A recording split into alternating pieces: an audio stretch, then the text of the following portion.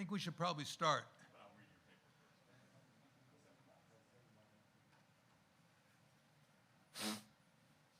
Good morning to all of you. It's wonderful that you've made it this far, that this many of you have made it. I'll try to get within a self-imposed deadline of 8 minutes or so. I know I'm starting a little bit late. So much has gone wrong with this conference, from the block on entry of our European and Asian colleagues, and now the block on entry to Low Library. But we have persevered, and so have you. So it's a great pleasure to reminisce for a few minutes about the origins and history of the Center on Capitalism and Society. I won't be very long. The idea for the center was the inspiration of Roman Friedman, who's here, long a close friend of mine. Where are you, Roman?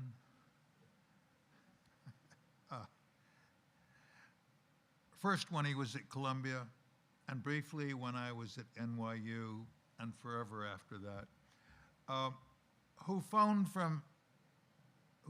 me from New York sometime in 1992, 93, when I was writing on capitalism for the EBRD in London, to say, with great fervor, that we ought to form a research center on the subject of capitalism. It was a significant step forward when Roman went to see the president of the Federal Reserve Bank of New York, Bill McDonough, to seek his support for the development of such a center in New York. Roman, you will correct me when I make, after all my mistakes.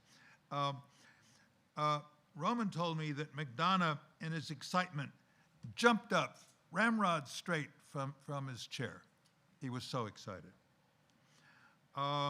We felt like we were on to something.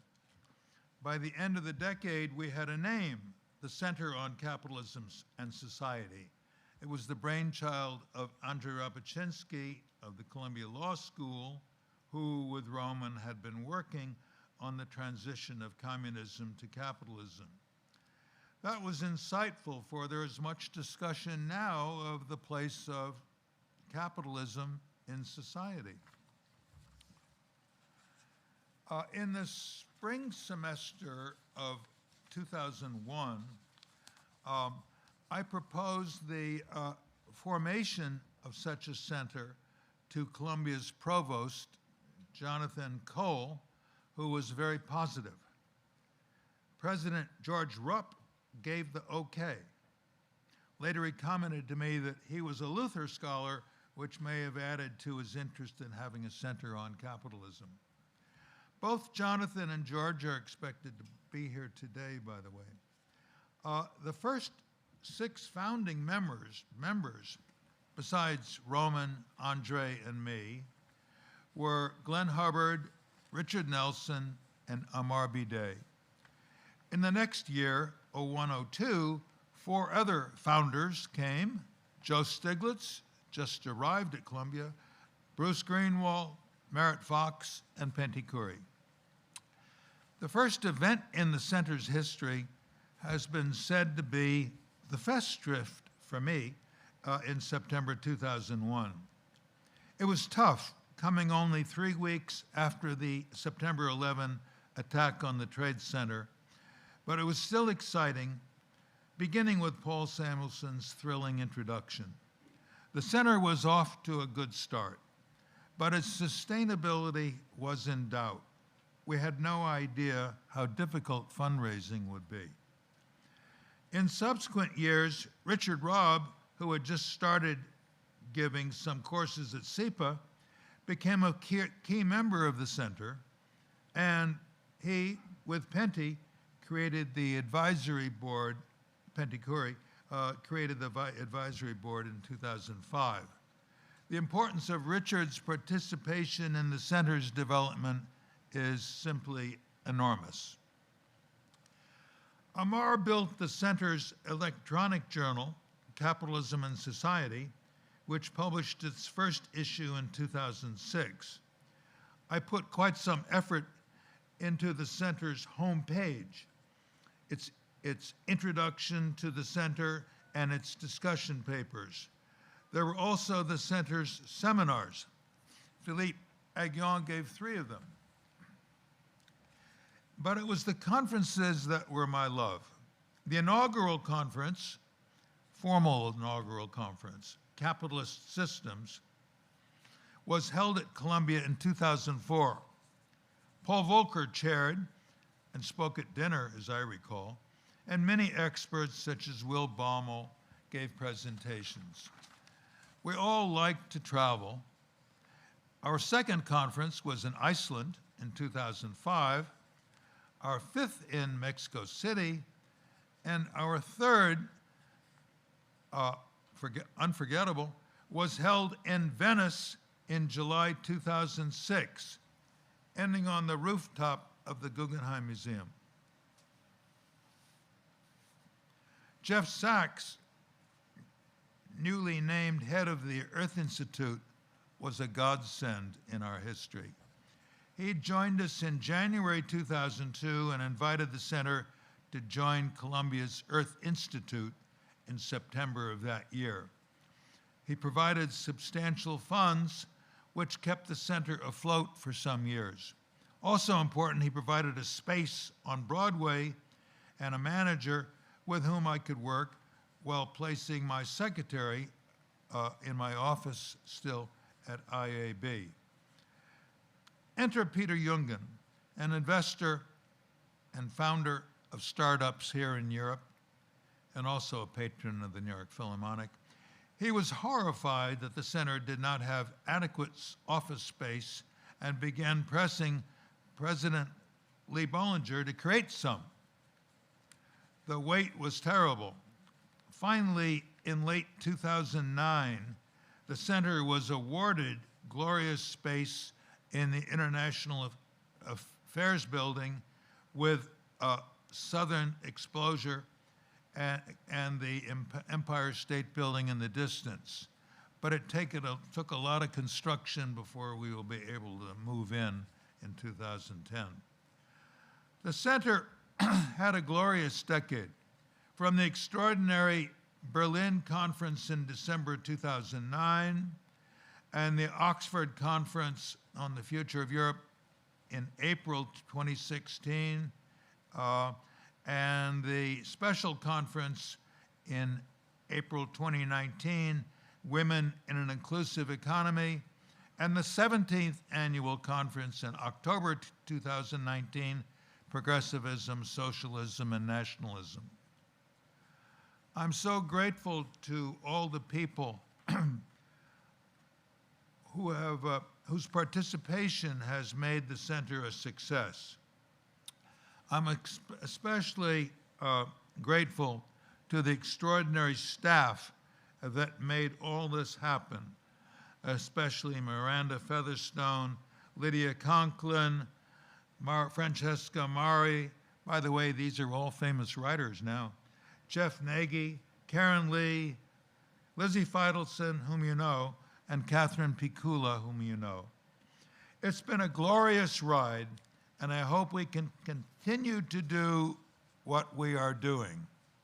Thank you very much.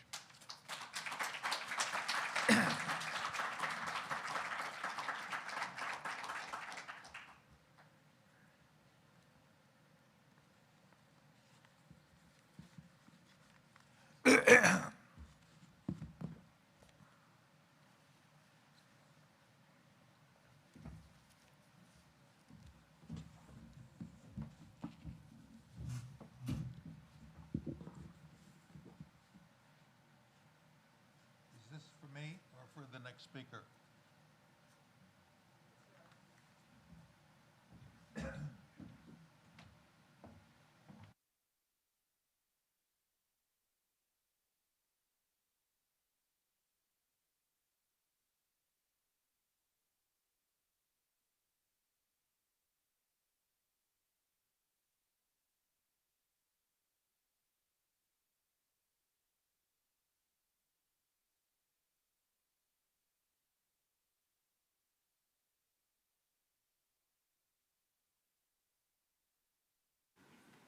morning, everybody, and congratulations, Ned, on this happy birthday party. And you reminded me of one of the good things I luckily stumbled into as I arrived, which is helping you to get this started. You have made us think big and think broadly and think widely, and I hope think wisely for so long that I'm incredibly grateful. And it was an unbelievable treat for me to be able to help you in those early days. You should be sure of that. I wanted to start with this. There was a Festschrift on this, but as I was thinking about today, I was thinking about an early morning, cold morning, November,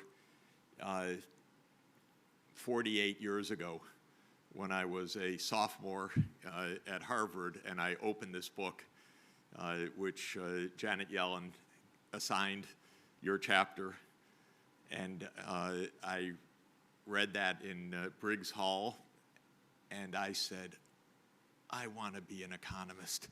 Wow, that is so exciting. And that was a thrill. This was just mind-blowing for me, what one could learn and think, and it was you, Ned, that made that inspiration. And you've been inspiring us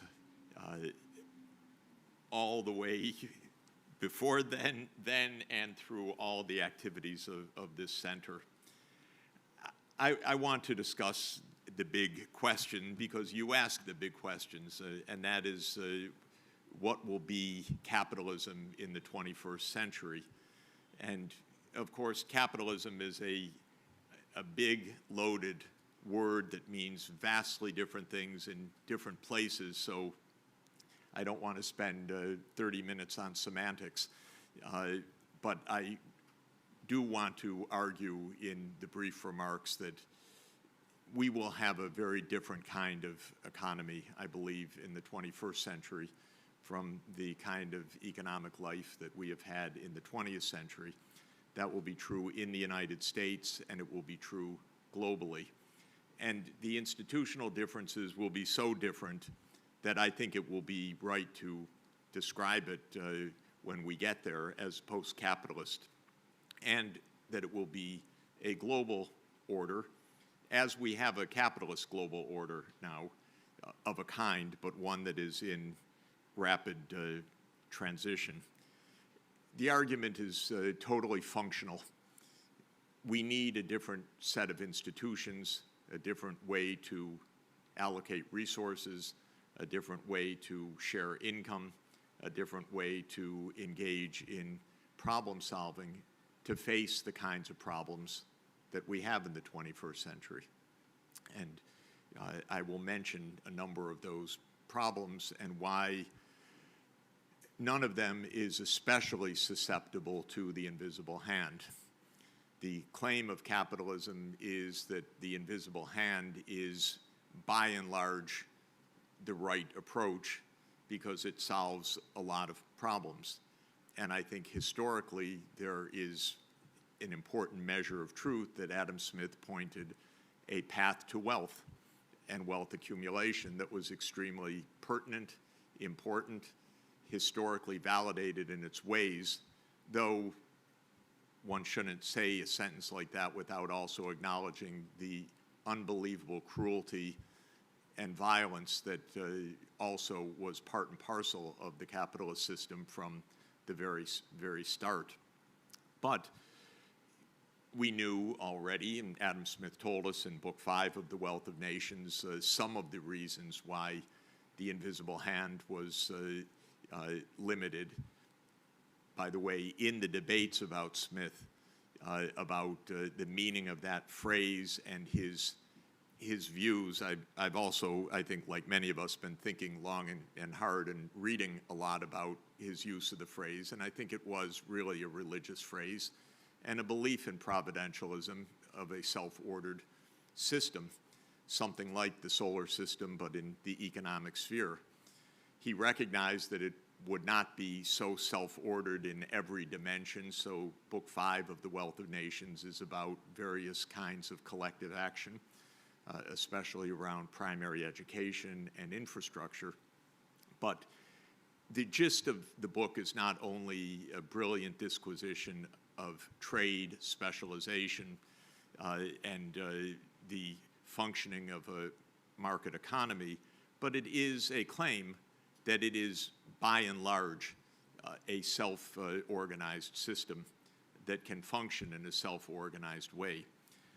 I think that this is less and less true of the problems that we have today, in part because of the successes also of wealth accumulation. Accumulation of wealth is not the major challenge of economic life in the 21st century, even when we regard the problems of development, because those problems are conceptually not hard to solve.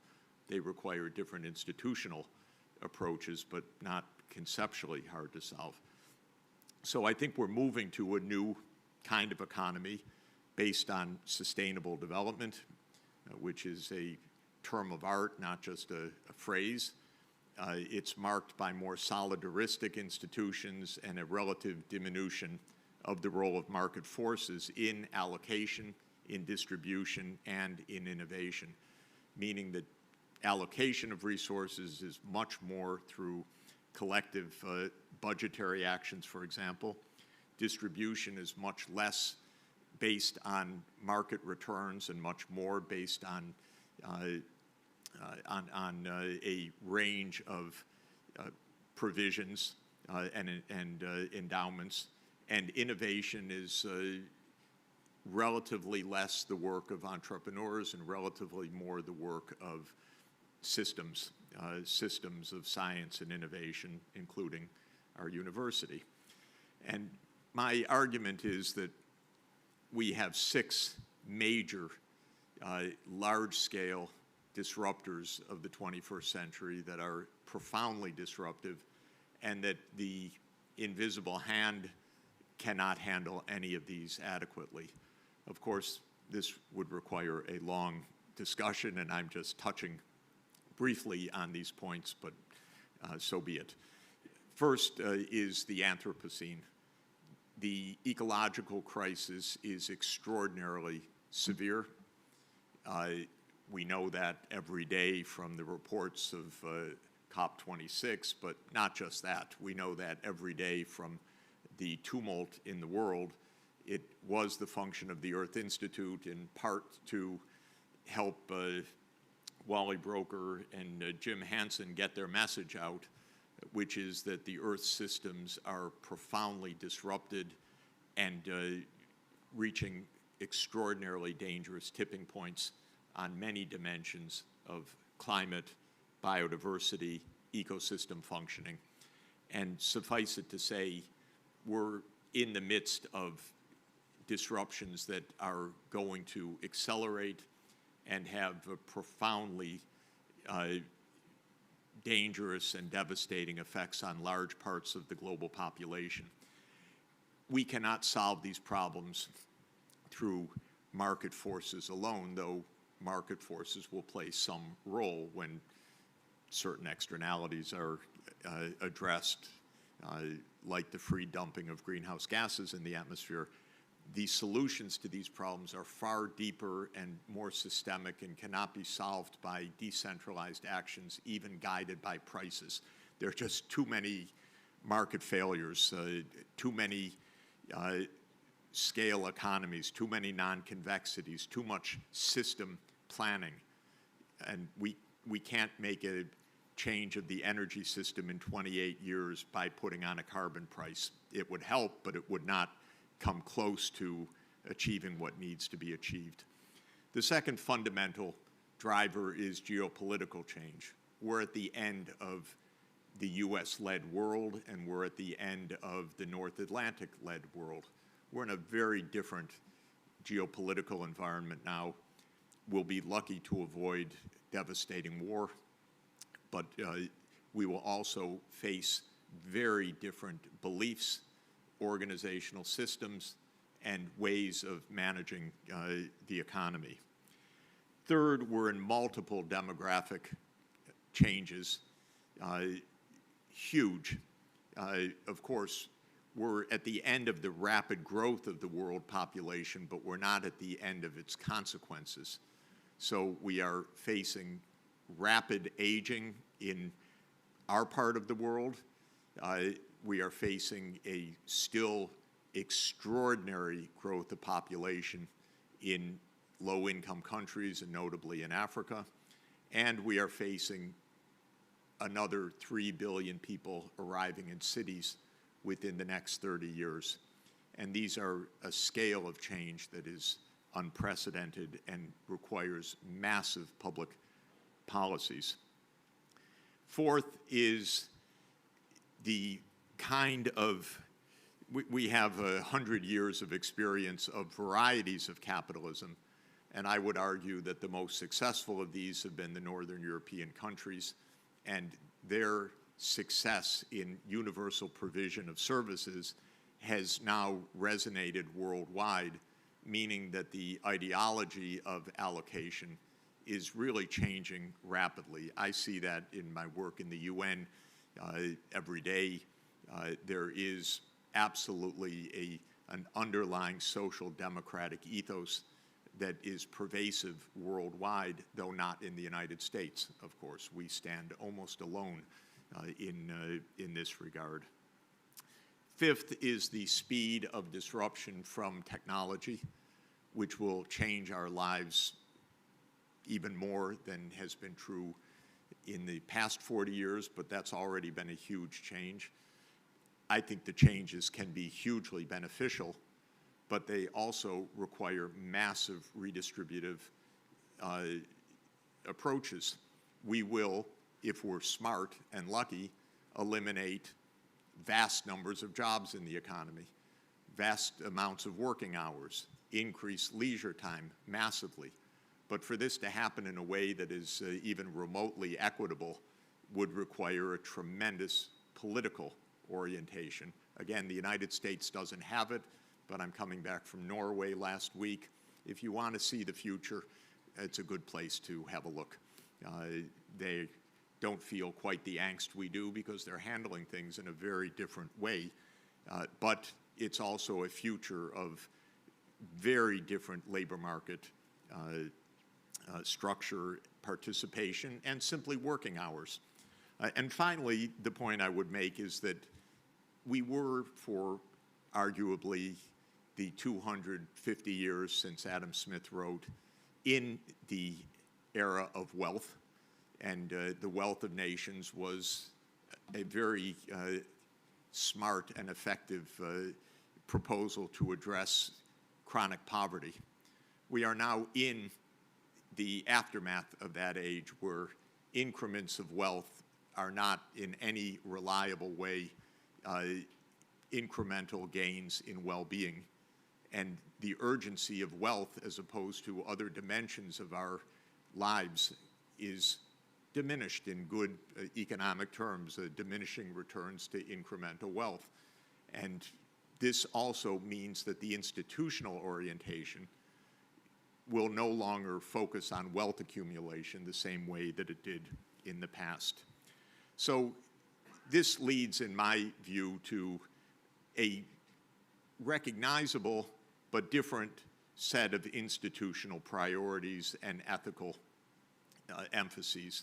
First is what I call social democratic distribution of services, the basic norm that everybody, every human being, receives educational services, social services, child care, health care, and so forth as a matter of social organization.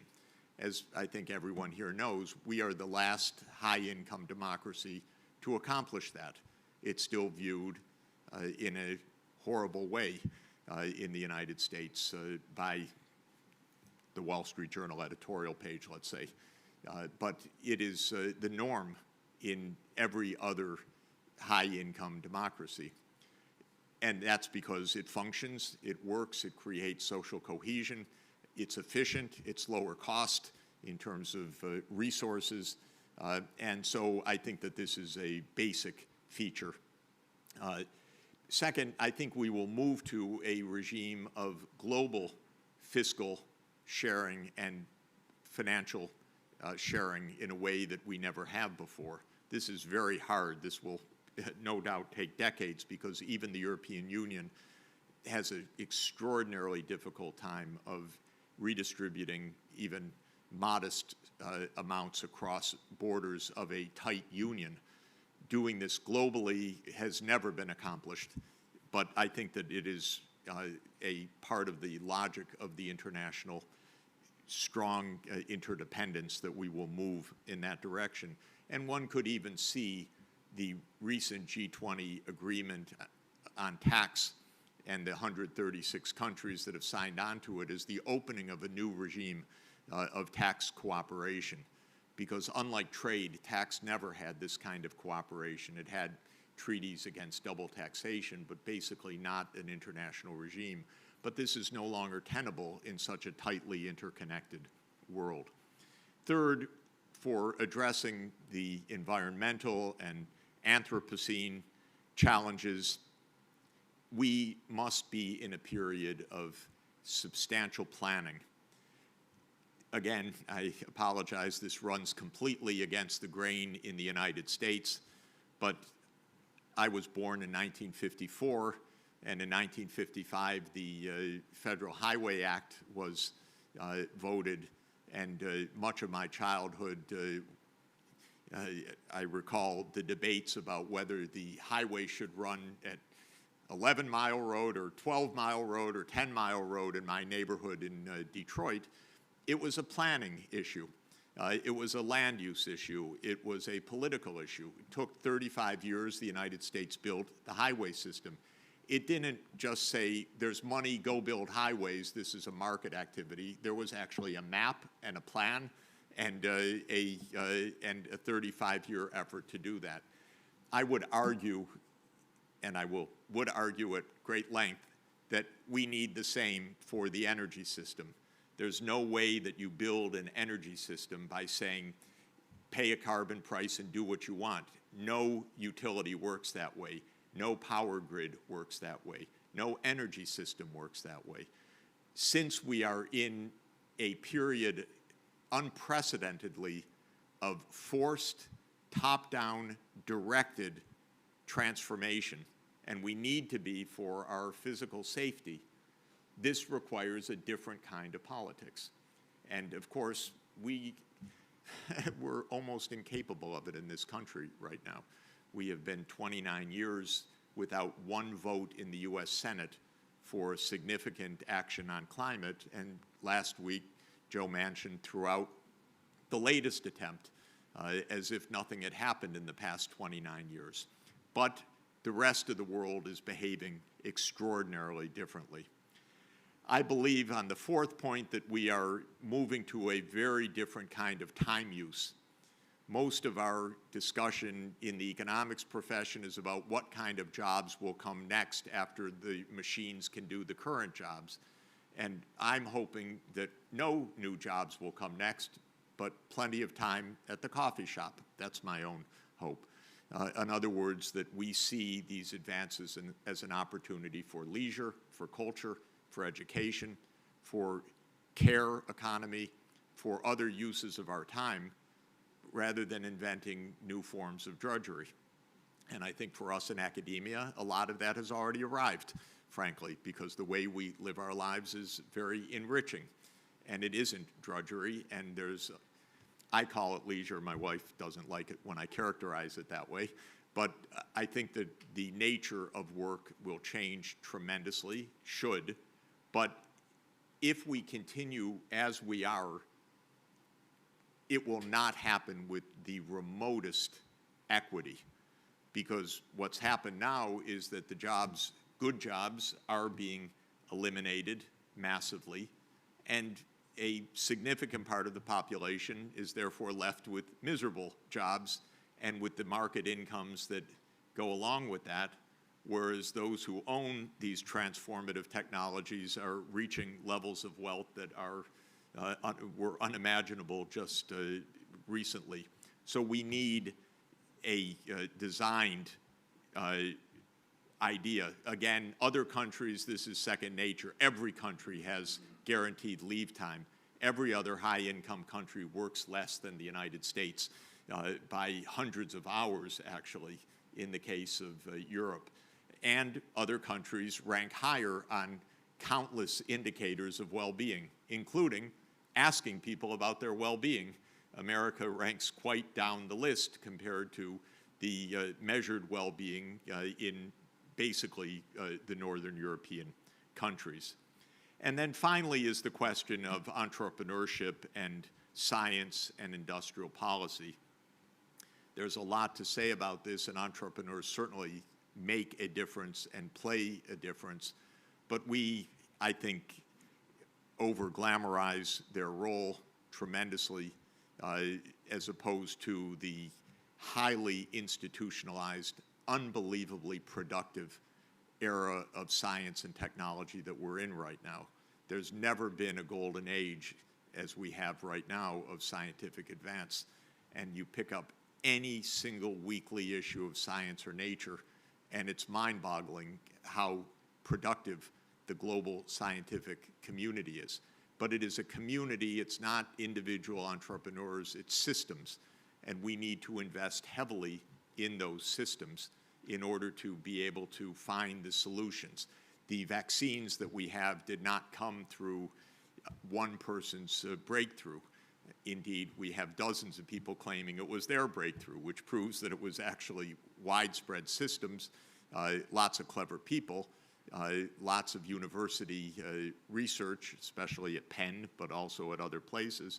And this is the kind of role of science that we need for the challenges that we have. I have no crystal ball, except to say that none of these fundamental problems works in a disaggregated way. None of them stops at the national border. Ideas of disentangling or delinking from China are just mind-bogglingly wrong as well, perhaps understandable in our national angst or neuroses, but we are in an inevitably interconnected world that needs massive transformations in how we live, in how we interact with nature, in how we share the benefits of vast advances of technology. And all of that requires a collective action rather than the markets alone. Markets will play a role. I'm talking about a relative balance. And those are the reasons why I think we will describe the 21st century economy institutionally in a very different way. My time has expired. Thank you very much.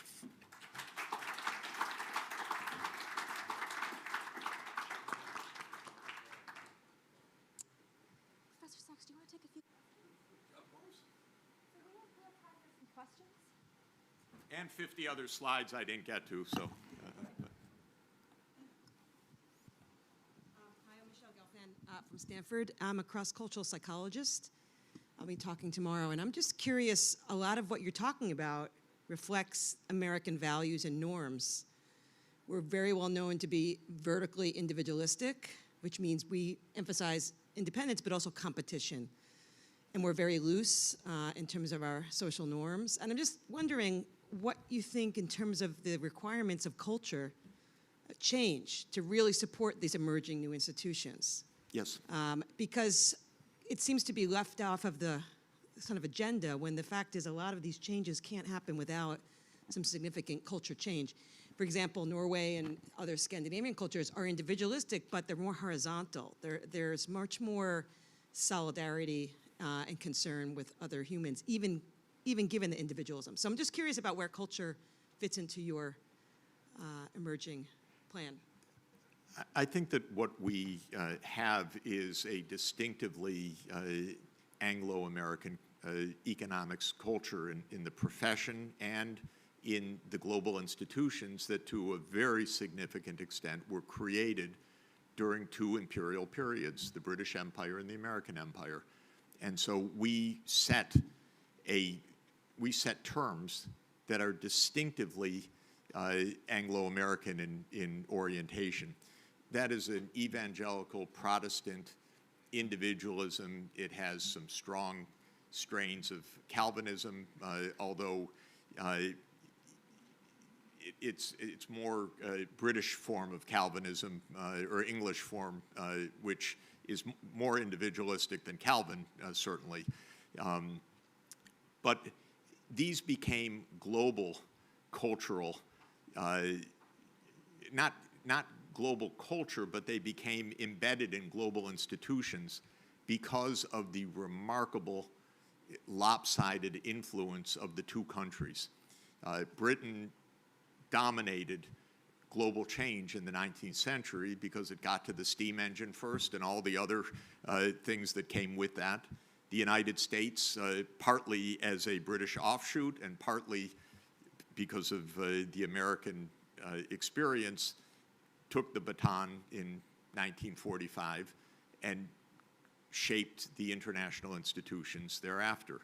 So it's long been understood our capitalism is very different from Roman Catholic capitalism of Southern Europe, from Lutheranism of Northern Europe, even though it's a kind of post-Lutheranism. And our culture is therefore an outlier. We don't understand that. We have a very strong evangelical streak to our culture. That is part of Protestant evangelicalism, which is not only do we have our culture, it's going to be your culture too, because it's the best culture. And after 200 years of world leadership, you feel very confident that that must be right. Otherwise, we wouldn't have had all of this providential gain. But it is not the culture of the rest of the world. And that's one of the reasons why I make these predictions, because the institutional,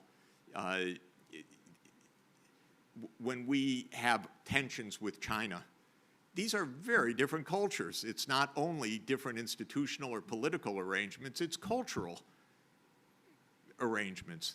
And when one looks, by the way, maybe another sentence on the shorthand, we've done miserably during COVID, in my opinion, other than the one good thing of coming up with vaccines, of the mRNA vaccines, which is a sign of a certain part of the economic design. The cultural qualities of the United States have been deadly, literally deadly. We've had more than 750,000 deaths. And this is a massive cultural failure. Not political failure, cultural failure. The fact that people get up and yell at healthcare workers, the fact that wearing a mask is viewed as an infringement of liberty is, well, it goes back to some very, very bad British ideas taken to wild extremes. So those same failures are the failures to deal with climate change, to deal with inequality. They have these deep cultural roots, and they are an outlier globally. Yeah.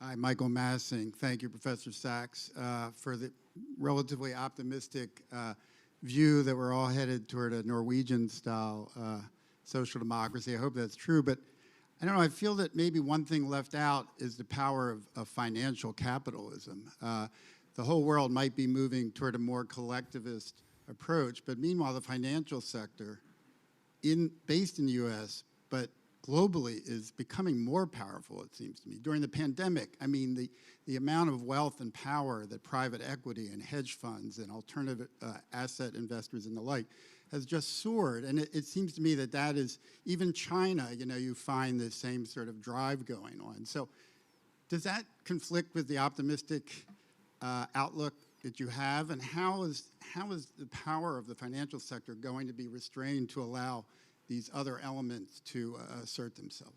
Yeah, thank you.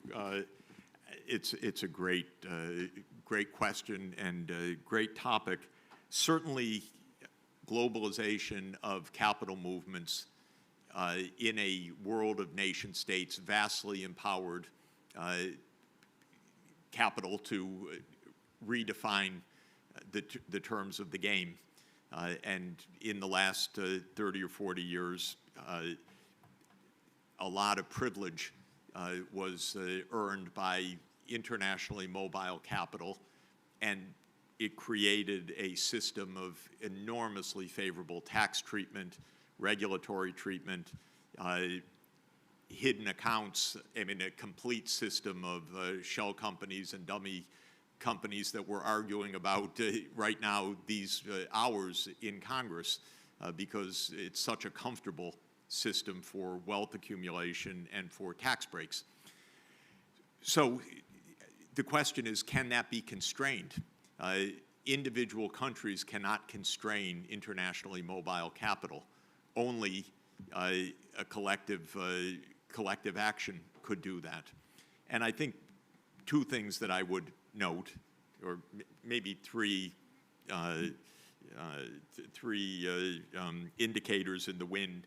First, this tax regime discussion, to my mind, is something new.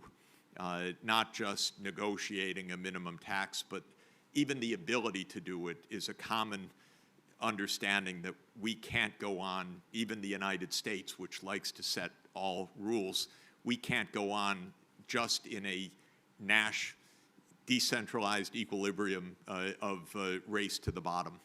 So the fact that one could reach an agreement on some basics of the tax regime, and it's a weak agreement, but in our political environment, it's an agreement, which is amazing. That's one point that I would point to. Second, definitely within Europe, the financial sector is much more constrained because Europe is acting at a European-wide level, and there is more regulation. In fact, just these days, lots more regulation on climate to support the European Green Deal and so on. Third, China's different, and fascinatingly so. And I am not an expert of what's happened in the last weeks, and I haven't seen truly authoritative accounts. But the crackdowns in the financial sector in China, the crackdowns on cryptocurrencies, which to my mind is so shocking that we didn't do that years ago in the United States, and so bizarre that we have trillions of dollars of wealth in assets that have no wealth at all no value at all in my view, except negative value, either substituting for my currency, which I don't like, or facilitating illicit exchange, which I also don't like. China is taking a quite different view, which is government will regulate the economy. And of course, this is viewed in the American press as you see this horrible system. They're cracking down. They're even cracking down on gaming and addictions of young people. Isn't that horrible? Where's the freedom? They're cracking down on Bitcoin. Isn't that horrible? Well, probably not. Probably it is the kind of regulatory approach that we should have in the United States, but can't have anymore because in the U.S. Political system, money dominates government. So I think your question is the question, will the U.S. financial system dominate the global scene, or will there be increasing financial regulation introduced across the world? I guess the latter, but it's against the tendencies of the former over the past 40 years. Thank you very much.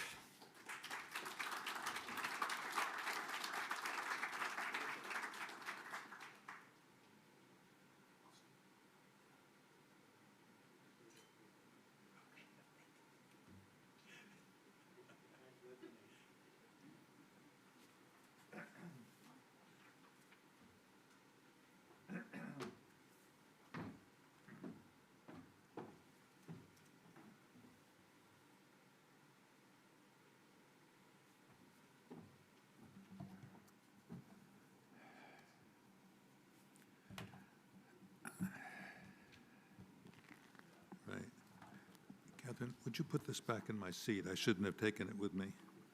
And Catherine.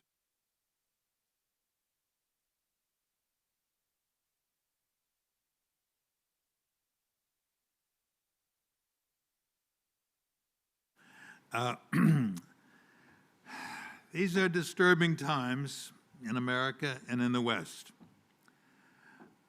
I recognize that there's the rest of the world, but it's hard to write a paper in which you're dealing with everything. Many in the citizenry want a government that pays no attention to the concept of economic justice and pays no respect for human needs, while many others want a minimal government, one that does not require wearing masks indoors, getting vaccinated before working in hospitals, and speed limits on the roads. Adding to the dissonance, some want a government that exercises control over whole industries, what scholars call corporatism, as in fascist times. Here I want to consider other dimensions of the situation.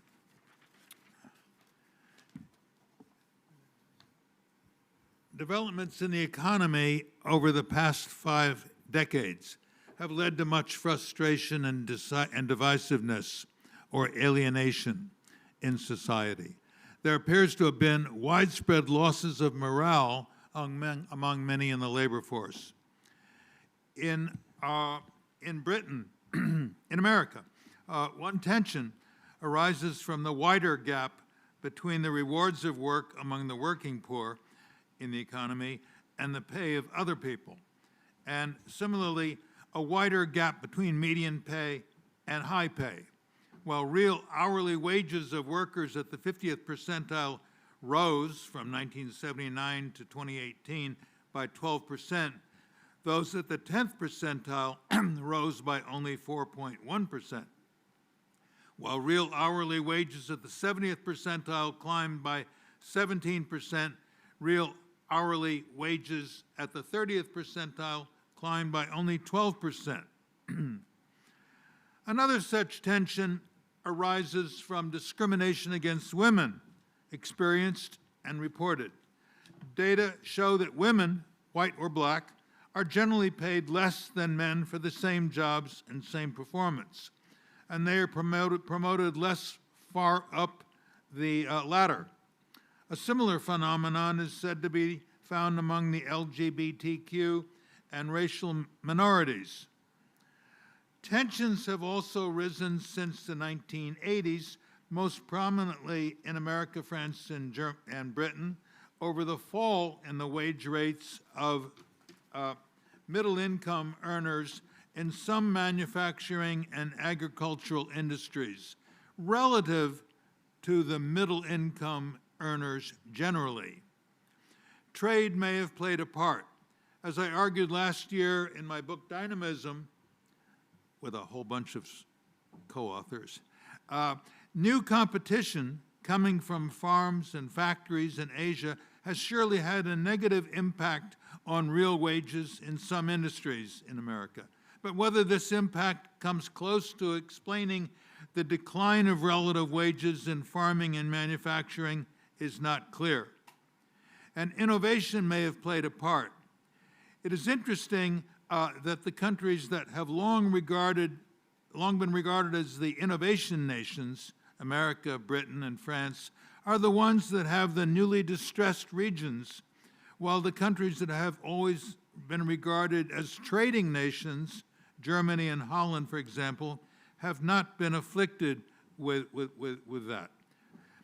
With new competition coming from trade with Asia and elsewhere, the working class in general may well resent having to compete with the growing productivity of workers in much of Asia. As my frequent co-author Hyun Taek has argued, the steep rise of productivity in Asia over this epoch, in which growth of productivity in the West has been slower than in Asia, will continue to send the terms of trade between West and East on a downward slide. This force will act to reduce pecuniary rewards of work in the West. In America, resentment has risen over the trade agreements with other trading nations, which which have been pictured as not delivering much, if any, gains to American workers. There is resentment, too, that the U.S. tax law, in enabling corporations to escape considerable taxation of profits by moving some operations overseas, leaves a heavier tax burden on workers' wage income, though counterarguments could be mounted. There is also resentment of the outsourcing of much work to low-cost labor. In America, as the population there has gone from 90% white in the 60s to barely 50% white now, whites in the so-called working class, especially those in parts of the South and Southwest, feel a loss of their political control. Many in this white working class appear to resent the rising competition for jobs and for government support. It's not clear, though, that there exist effective treatments for all or most of these complaints. Yet it is possible that all or most of these complaints would be diminished or mitigated if a revival of widespread grassroots innovation should emerge. Most, if not all, of these problems arose in the 50 years between 1970 or so right up to 2019, when quite different forces emerged. It was in those 50 years that the great slowdown arose, interrupted briefly by the Internet revolution. The antagonisms and frustrations were aggravated, and people's tolerance for differences was lost. Symmetrically, a reemergence of widespread innovation would be curative, restorative, though not altogether, I think. But whether grassroots innovation might somehow reawaken or be restored remains to be seen. Now, part two of what I have to say is the following. I want to share my thoughts on ways to respond to some of the needs in society not already addressed in adopted policies. I have rapport with much, maybe most, of the new goals being replaced by several members of Congress. Joe Stiglitz, who was a founding member of the Center and a longtime friend of mine, is an outstanding advocate of some programs of the new progressivism, which go beyond the classic justice of Rawls and Ramsey. I would be glad to see some of these programs tried out, though I will worry a little about the costs.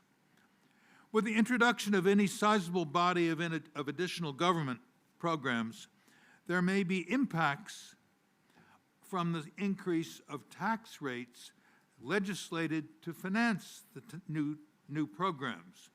Such programs could have sizable effects on the economy as a whole, perhaps a sizable toll on profits or investment, and maybe interest rates too, that are being underestimated or unexpected.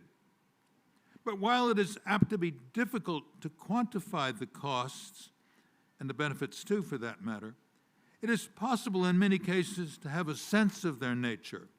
The following example may be simpler than most, yet more complex, may be simpler than most, yet more complex than some. Work I started in 2019 found that a tax rate on wealth impacts on saving, thus on wealth accumulation. And a tax rate on profits impacts on investment, thus on capital accumulation.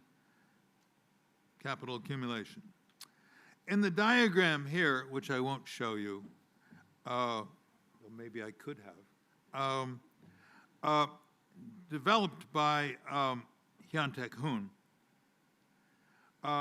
the upward sloping, use your imagination, The upward sloping supply of wealth curve with interest rate on the vertical axis shows the supply of wealth to be an increasing function of the profit rate, and the downward sloping demand for capital curve shows the demand for capital to be a decreasing function of the real interest rate.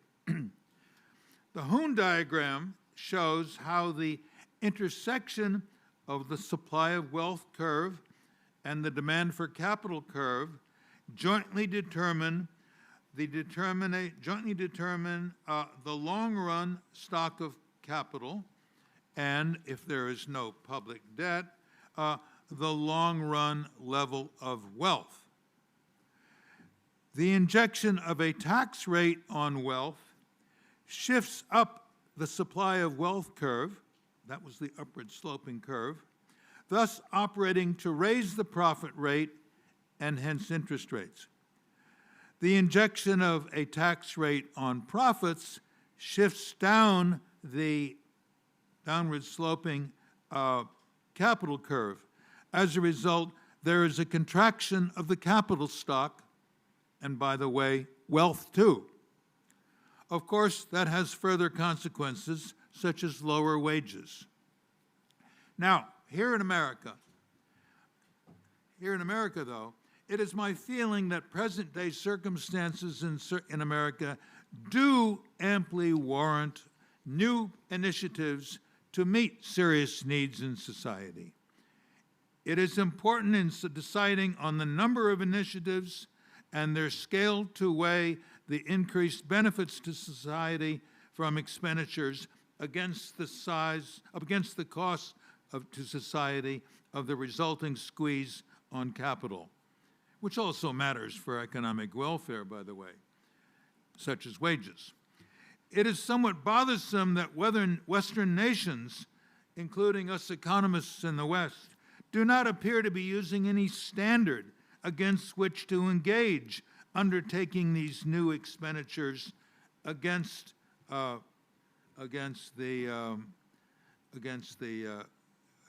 period. I want to talk about a more classic view of these issues. In his classic 1928 paper, A Mathematical Theory of Saving, Frank Ramsey, the British philosopher, mathematician, and economist, deduced the conditions that must be satisfied for the optimum rate of investment, saving in his terminology, given the stock of capital and resulting national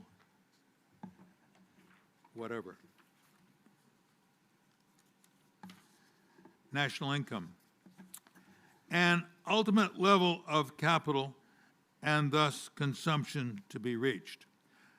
That condition or formula of Ramsey determines the optimum size of current investment.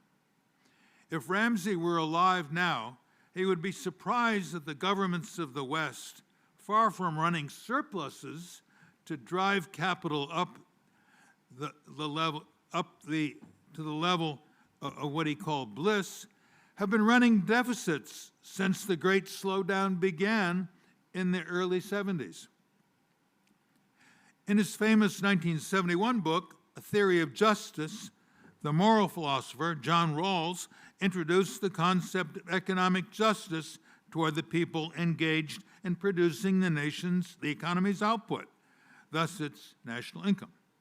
Justice, he argued, requires taxing to redistribute wage income in such a way as to pull up the lowest wage rate as high as possible, the maximin principle. This is engineered by a tax policy that aims to bring in the maximum tax revenue with which to raise the lowest wage to the highest level. Of course, this justice would not countenance diverting for use elsewhere for some of the revenue raised by taxing income. It is said that a colleague at Harvard asked Rawls one day how his theory would have dealt with other needs. The questioner may have had in mind needs for public goods, like national defense and public health, or maybe some of the needs that Jeff has talked about.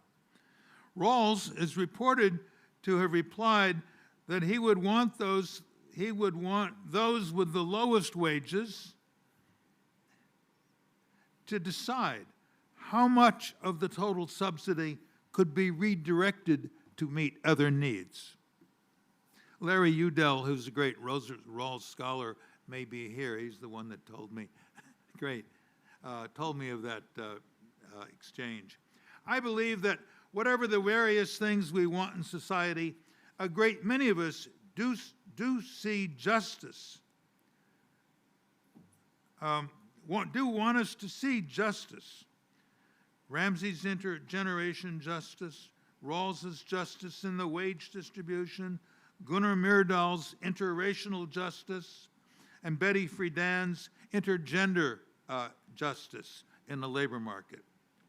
Furthermore, programs aimed in that direction have been legislated, such as the Earned Income Tax Credit and various other tax credits, but we have to do so much more. Now,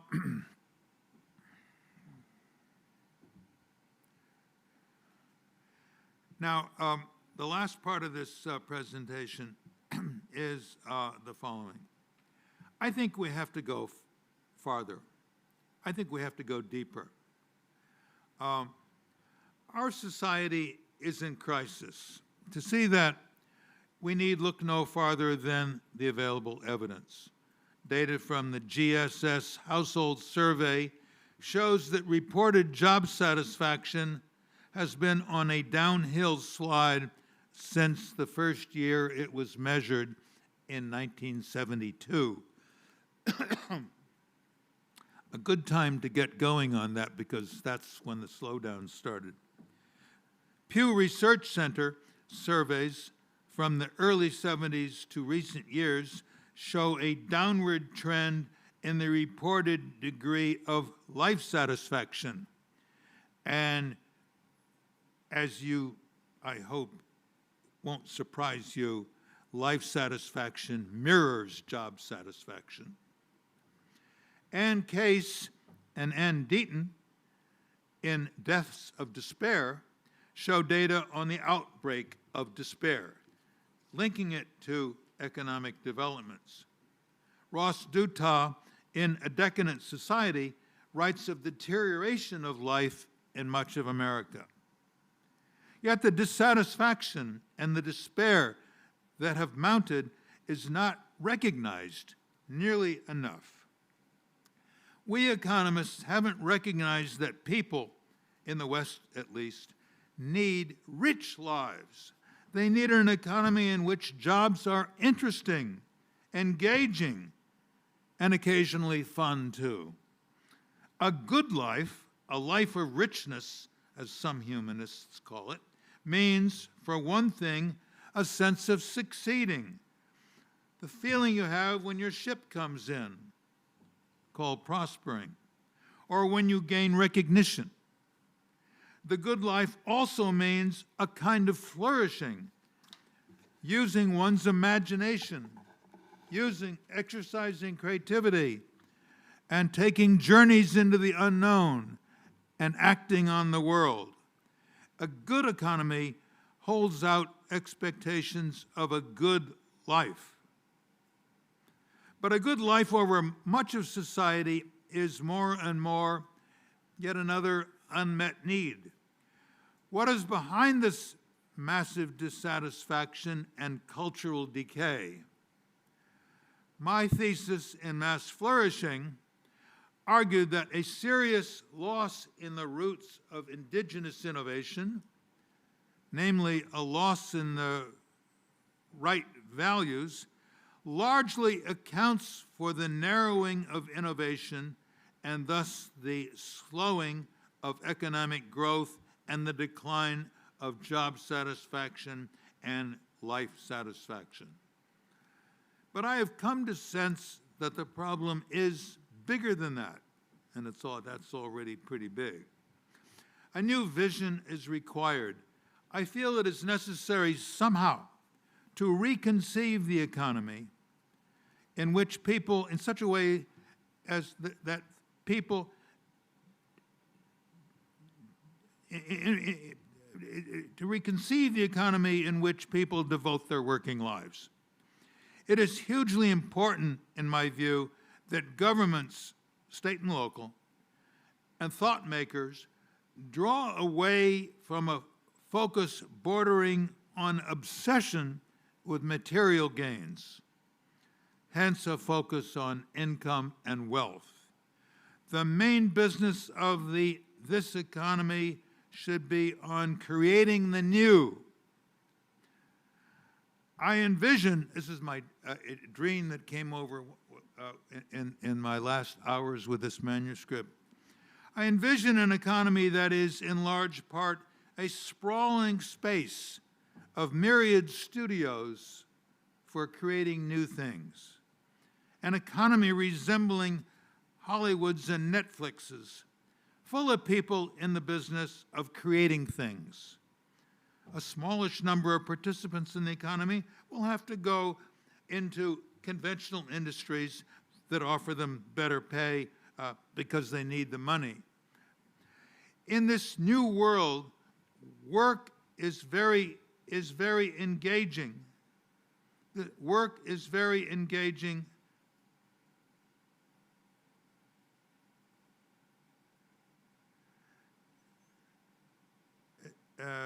Work is very engaging. Retiring from work would be like retiring from life. I do mean that. Radical, yes. Crazy, a little bit. Yet, maybe possible. I'm reminded America's government managed to save Europe after World War II thanks to the talents of Dean Acheson and John J. McCloy and Tom Schelling and other people.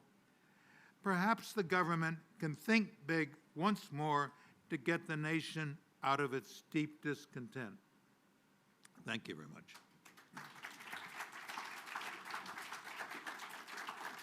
Do I have time for a minute or two?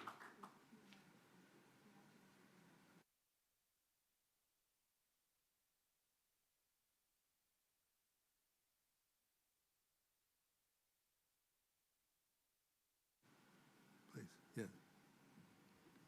I may not recognize you behind your mask, so I'll just point, even if it's impolite. I am Larry Udell. Hi, Larry. I'm a philosophy professor at Westchester University working on John Rawls, and I have access, thanks to... Larry's the world's greatest Rawls scholar, by the way. No, I'm an unknown Rawls scholar, relatively, actually, and I'm partly unknown because of my inability to convince other philosophers that Rawls' big mistake, which Ned Phelps has corrected, and that's how I know Ned, he needed to include employment as a primary good so that in the original position, the parties consider this and concerned with the interest of the least advantaged, adopt the full employment principle as fundamental to a just society. He forgot to say that because he wrote the book in 1971 when everyone was a Keynesian, and so he made a comment on page 274 of the book that the stabilization branch of government works to ensure reasonably full employment in the sense that those who want work can find it. And that's all he needed to say, and no one talked about it, and so it wasn't a part of his theory, and you have all these controversies about the difference principle, rearranging income and wealth distribution, which is the primary good, but what about employment? Well, employment is a cost that we have to pay in order to get the primary good of income and wealth, so we can use our leisure time, and it's just modeled wrong. So I think, I'm hoping, speaking to economists, maybe some people will realize, and I think this is the fundamental demand to so much of what Jeffrey Sachs was talking about. Rawls, at the end of his life, came out in favor of government as employer of last resort. The Full Employment Act of 1945 which he instead favored the Employment Act of 46, which got passed, which worked to ensure reasonably full employment in this, but didn't ensure full employment. And at the end of his life, he made comments saying government should be, he went back to that, but Rawls scholars picked up on that. It has to be a fundamental demand of justice that if people, involuntary unemployment is fundamentally unjust. Thank you, Larry. So that's my proposal. And actually, it was interesting because in dynamism, in the beginning of it, Ned, without probably even noticing that there's, mentions employment as a primary good. You can read it's right there. He's the only person other than me who has made this claim. I think it's a fundamental claim, and that's what I'm hoping to convince philosophers of one of these days, and maybe some of you. Thank you, Larry. Yeah, we can take another question. All right. Thank you. I'm Bob Remy Powers, and I'm the director of the Rawls Library, which is his personal research library. His house was full of books. It was one big library. That's where he did most of his writing, and when he after. Can you raise your microphone closer to your mask? Yeah. So after he died, I got the bulk of the, Harvard and Tufts took some volumes, but a very small part of it. And the reason I wanted to comment that this is a select group that I would be willing to open the library to. I have to be careful about, it's not really set up with a lot of administration, but anybody here who would like to visit the Rawls Library and read what Jack wrote in the margins of Ned's books. That's one thing of interest. Yeah, good. Yeah. It's very interesting being in this library and having access. So I noticed that there were more books by Edmund Phelps than by any other economist. In this library, Bob there are over 100 books on economics that he's reading in the 1980s. He's really reading about macro and rational and all this stuff, which he never said anything about because he wasn't an economist, but he's reading on. And so political economy, Ned's textbook, he read from cover to cover and marked the whole thing up. His wife commented to me one time when I met her that she said Jack couldn't pick up a book without marking it up. So you knew which books people gave him and he never got around to and the ones he really read. He loved rewarding work, and he recommended rewarding work to Philippe von Parijs, who's arguing, maybe some of you know who Philippe is, the advocate for universal basic income, which Rawls rejected. And Rawls wrote to von Parijs after rejecting the idea by noting that he didn't think Malibu surfers should be able to surf on public expense. So he rejected the difference principle, and that launched the whole debate. Von Parijs is still carrying it on.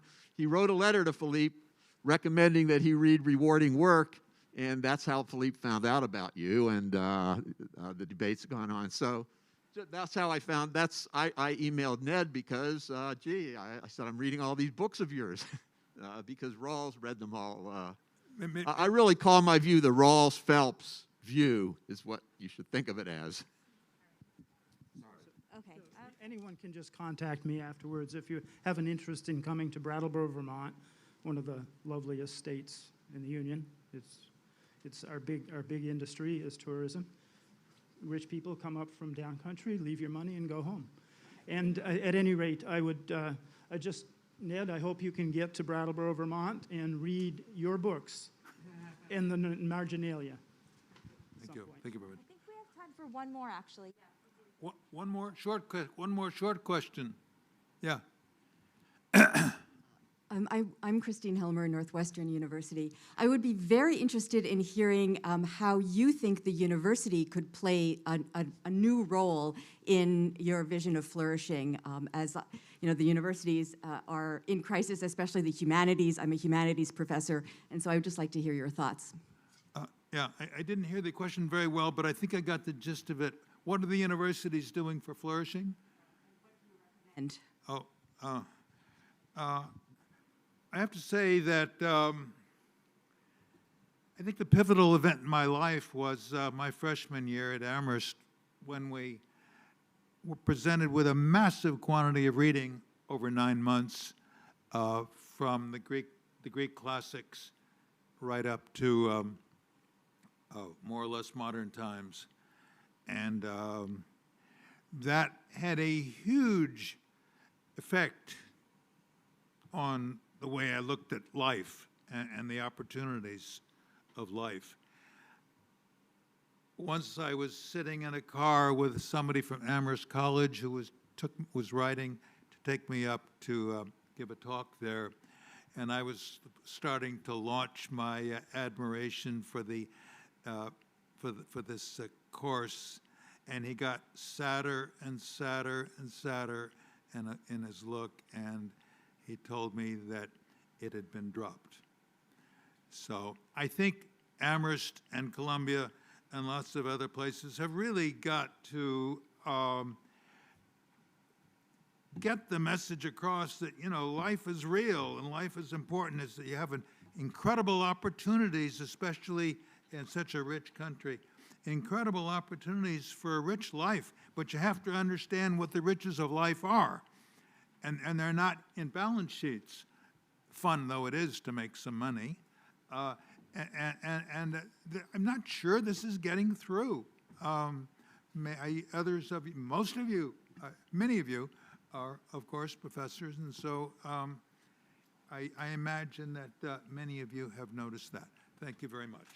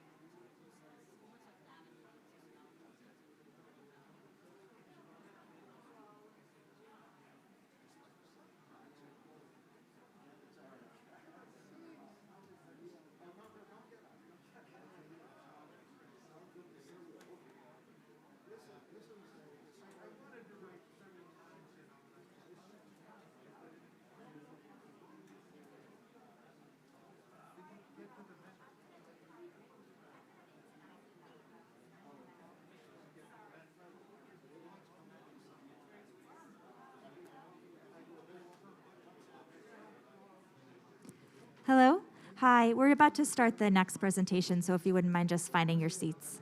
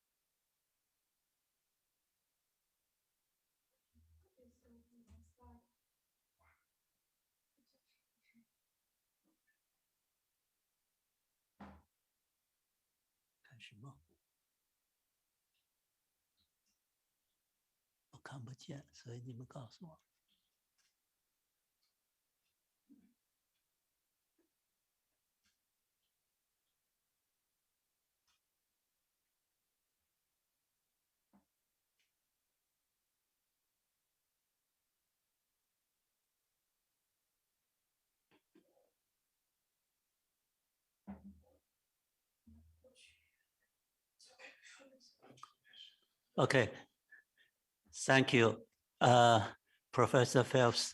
My name is Lu Mai, and I speak in Beijing, China.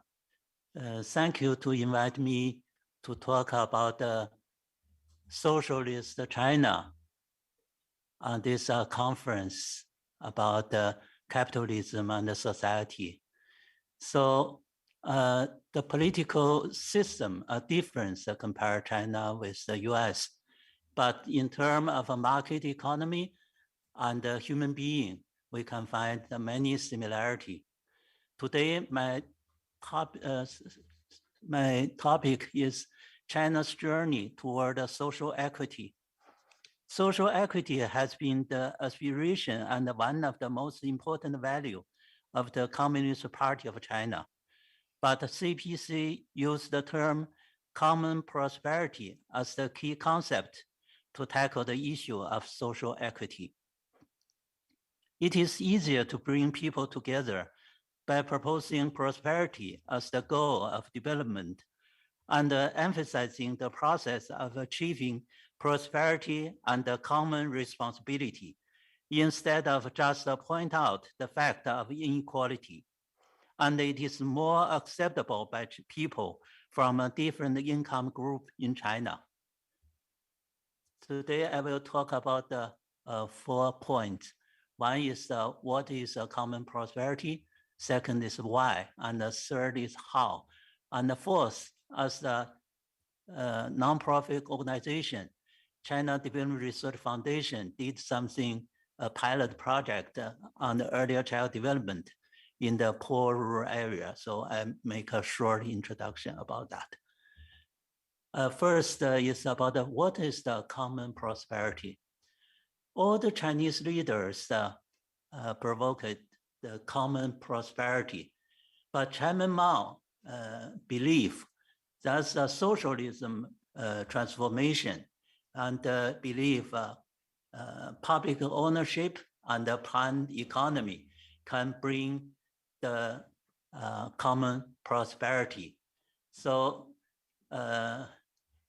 he did establish an independent and relatively complete industrial system and did many great things, but resulted in the even distribution of wealth with little incentives. So some people said this is not a common prosperity, but a common poverty. So when Deng Xiaoping came to the position of the leader of China in 1978, he promoted reform out of planning economy, started opening up, adopted the incremental reforms strategy into the market economy. He made it very clear, and he said that's a big policy. He said allowed some people to become well off first, who then inspire and help the later comers and realize the common prosperity in the end. So that's become the Chinese leader's approach to the social equity, the common prosperity through the market economy. Jiang Zemin followed that. In 1993, he integrated the planned economy with the market economy through the macroeconomics reform and SOE reforms. 40 million of workers lay off from state-owned sector, and half of public-owned enterprises go to privatized. So Jiang also lead China into the WTO and started a serious development program for the balance of regional development. And then with the economic growth and the money of budget revenue, Hu Jintao started 2003 to balance the urban, rural, regional, economic and social and human and natural development. He abolished the agricultural tax and launched several social security programs, including the full coverage of a pension and the healthcare insurance for the urban and the rural residents. In 2013, Xi Jinping followed the process, and he mentioned that we should deepening reform across the economic, social, political, cultural, and ecological sector. And he did good things to eradicate the absolute poverty across China and vigorously promote the anti-corruption campaign, reverse the situation of environment pollution, and successfully build a moderate, prosperous society.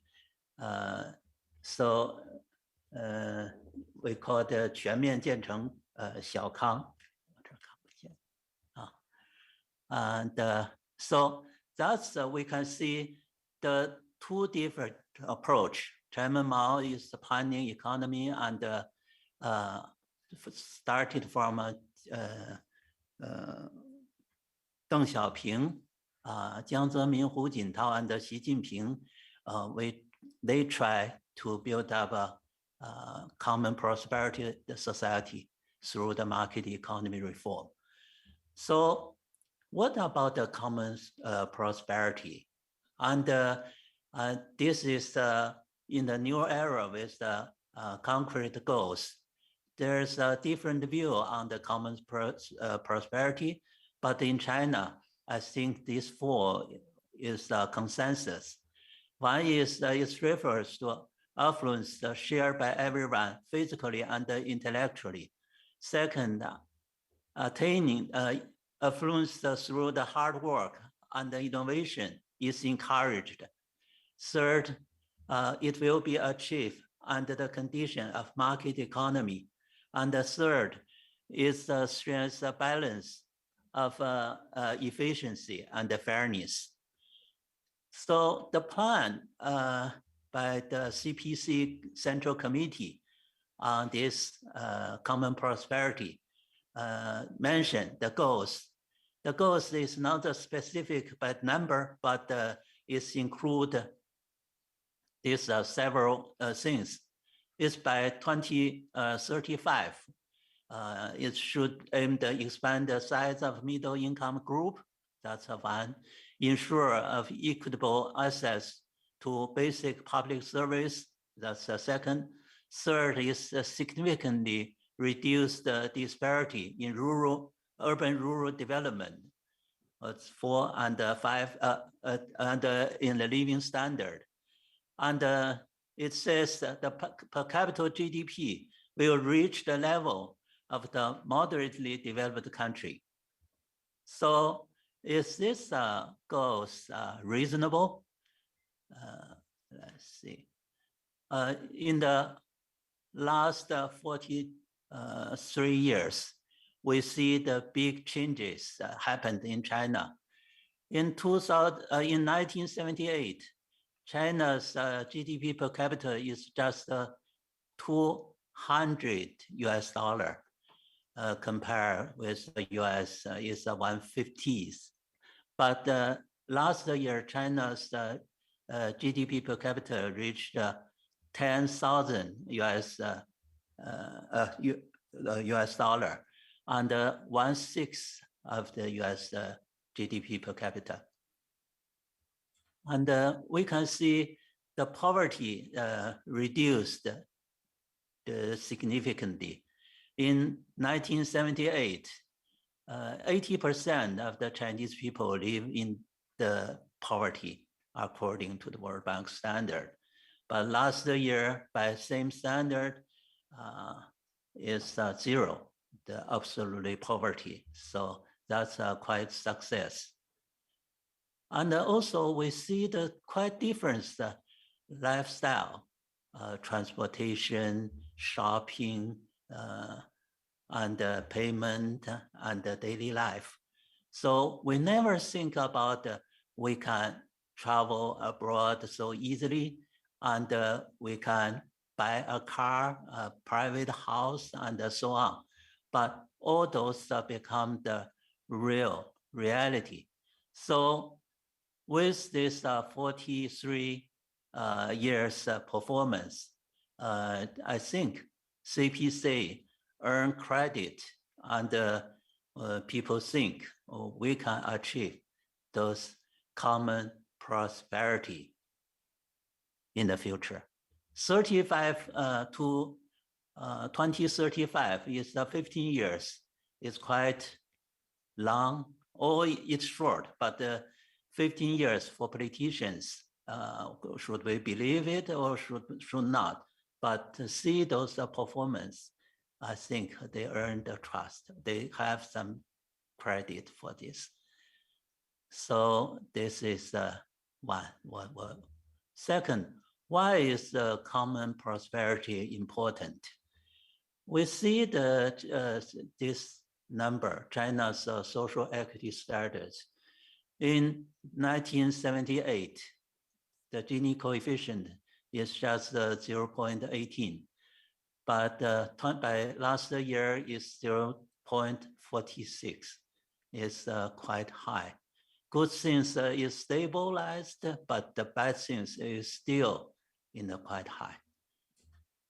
So although we have no absolute poverty yet now, but if we look at income group, 50% of Chinese people live in those family. Their per person monthly income is less than 2,000. 22% of them is less than 1,000. That's a quite big number. 310 million live in less than 1,000. And half of Chinese people live in the less than 2,000. That means yearly income for those family, half of Chinese people live less than 11,000 US dollar per family per year. So it's still a long way to go. Good thing is 20% of Chinese people now is in the middle class group. The total number is 370. So expanded rapidly. But if we think about another half of the Chinese people, we need to working on this. What's the reason of this? We can see the geographic reason, history reason, technology, or structure.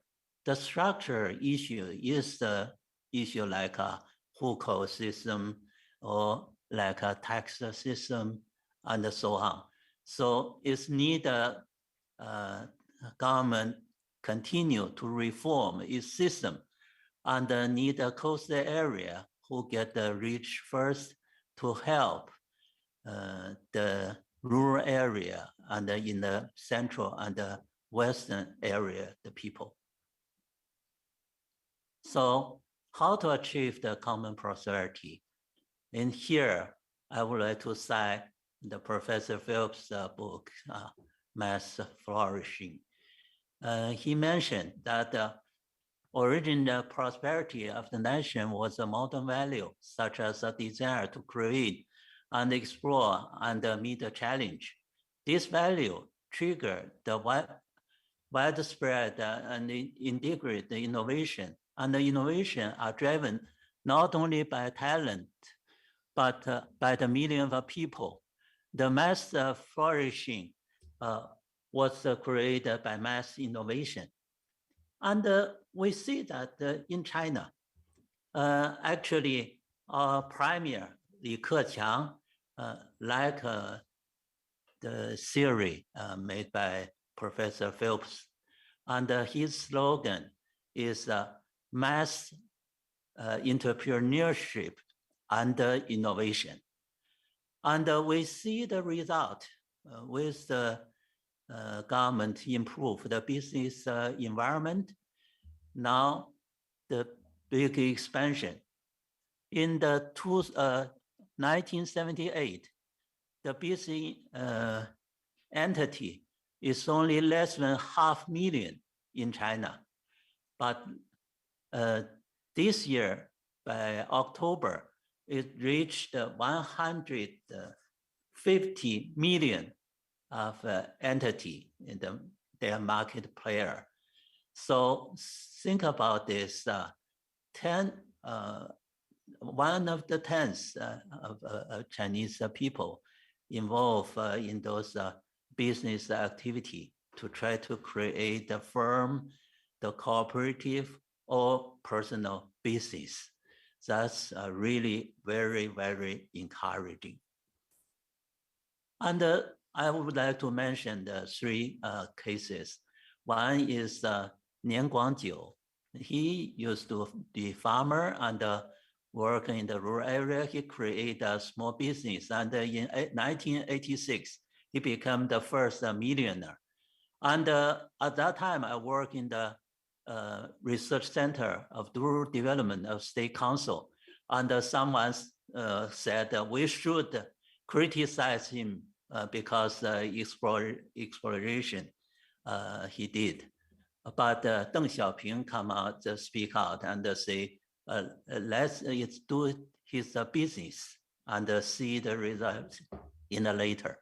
So he now have three company in his family and listed in the stock market. And he is more than 80 years old and still do some salesman sale. Second, this is the two colleagues in Development Research Center of State Council, our friends, now a 2 billionaire. One is started the supermarket in China in 1994. Another set up a insurance company and other business. Now both of them are billionaire. Two in that's 1,000 of a Chinese billionaire. And they generate, let's say, donate the money for our project. The left one, Zhang Wenzhong, donated 10 million, and about the right one, Shen Dongsheng, donated 20 million. So successfully create a business and share the prosperity with others.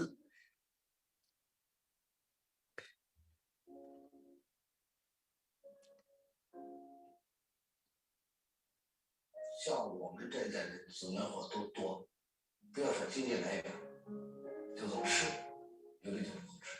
可能时间不够了啊。2点天黑，那就追他。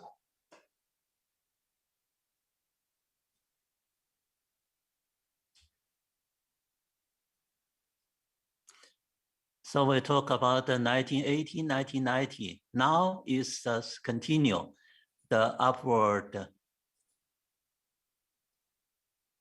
mobility. This is the farmers used to be migrant worker. 像我们这一代人死人活多，不要说经济来源，就是吃，有的就不吃。两千年我就出去打工，我呢就是啥活就干，不该干活说是其他。现在这个老板他都跟我讲，我给你一份工资，所以我就在那里做10几年。不行了，得快了。他在深圳经济很差，我在外面漂泊，这个要不去。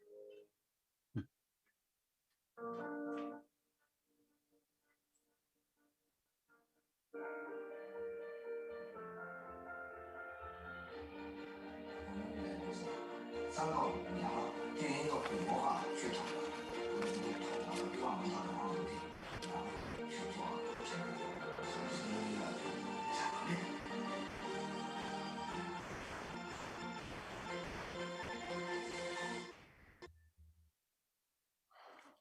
And we do see the mass flourishing. People themselves are the ones who propel reform and who are the beneficiaries. But how, if we want to achieve common prosperity, we do rely on market economy, but we see the income disparity. So those are some measures should be taken. One is for migrant worker. Now they have a freedom to move to settle in the city, but they need a housing service. They need access to the public school, and they also need care education for their children. And also their income should be guaranteed, should be 60 hours of work per week, not like now. It's very long days for them to work. And the second is the taxation and the social security. Now it should have a property tax reform. And also the basic public service and the social security policy should be improved. It's accumulate too much money for the individual account, but not very efficient to use it. This is the second. The third, it should encourage, they call the redistribution, third redistribution, the donation. If we compare with US, the donation for the social philanthropy is still quite low, not very high. Let's go. And fourth, we should improve the business environment and strengthening the rule of law. So we should continue the anti-corruption campaign, to campaign against the organized crime, and improving the efficiency of the government to support the business. And also, we should emphasize the quality of education at all levels, especially in the rural area. Now, all the new entrant, the labor forces get better educated, but for the education, the quality in rural area is still not very good compared with the city. So it needs working on this. And the government's approach is to launch a pilot to test out the measures of that work. So I mentioned it's a rural revitalization strategy for the rural area. 100 county was appointed as need a special help. Second is pilot for property tax in the 10 cities. They allowed to start it, this tax. And Zhejiang province now is get the assignment for the experiment of common prosperity. It become the demonstration zone.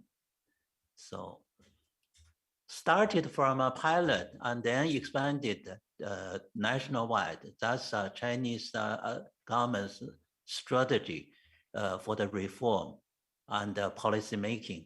So CDRF did some experiment in the earlier days. We here we said 9 project started 27. So we cover from womb and to the job. That's what we call it. Some already become the successful national program. One is Students Nutrition Improvement Plan. It's started a program in the 2 counties, 20 students in a project and 500 in the comparison. So the result now is become the government policy. It's 40 million students get the benefit from it. And also nutrition sachet and others also become the policy influence. So we got that from the US. We learned the US has a lot of research in those areas. So we see the Hackman's curve. We see that Harvard's the picture. So in China now, it's about 30% of the children still live in the village level, and others live in the township and the city. So in the village, they especially need help because in there the parents, migrant worker, leave their left behind. So with some other single mother and some other problems. So we did a pilot project for home visiting for the 0 to 3 and village kindergarten, 1 village, 1 kindergarten, preschool for the 3 to 6 years old children. So because of the time, I'll show you one video.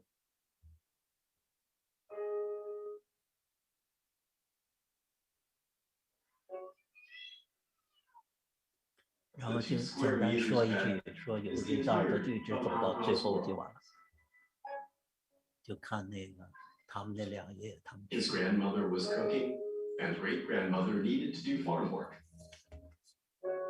Hao Hao was growing up alone, and he can only grow up alone.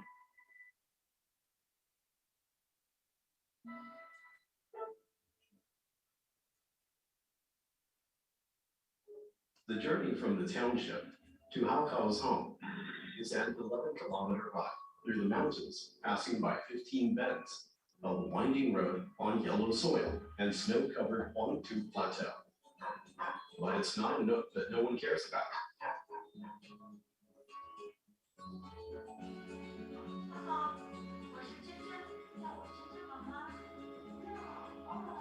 When Hao Hao and his family first met Jiang Lingjuan, they were shy but curious. That's when things began to change.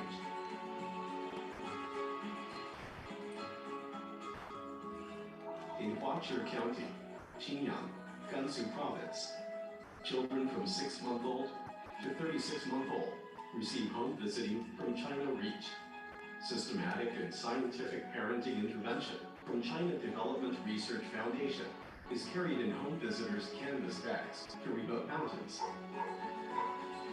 Home visitors and supervisors here has grown from just kind strangers into a rebuilder of the whole family environment.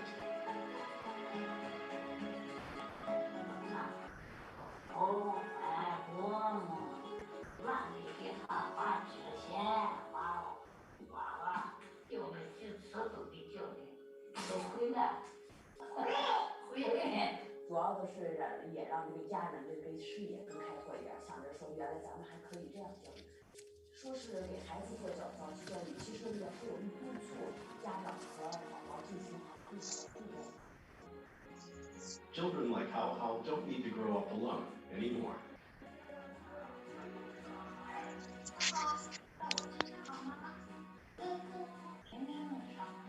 over 2 years, China Reach's parenting intervention has increased the proportion of normal results in developmental screening tests by 51.4%. Families that received home visit compared to control group scored 4.96 higher in home environment assessment. We are willing to go to the most remote regions to devote ourselves to secure the first 1,000 day of a child's life with the warmth of family. Here in the Shanganmi border region, the idea of access to childcare is germinating.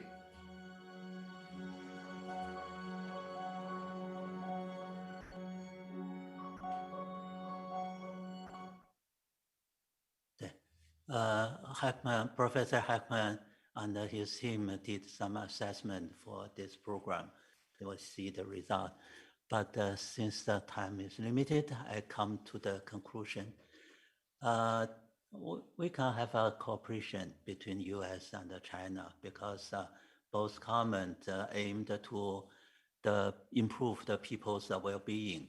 So US has many experience in equity that China can learn from. For example, the Great Society movement since the 1960s. The program like a Head Start program, earlier Head Start program, No Child Left Behind Act. So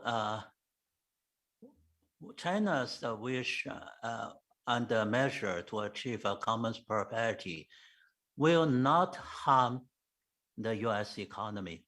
Professor Phelps said during China Development Forum 2020 that China's realization of common prosperity will have internationally significance.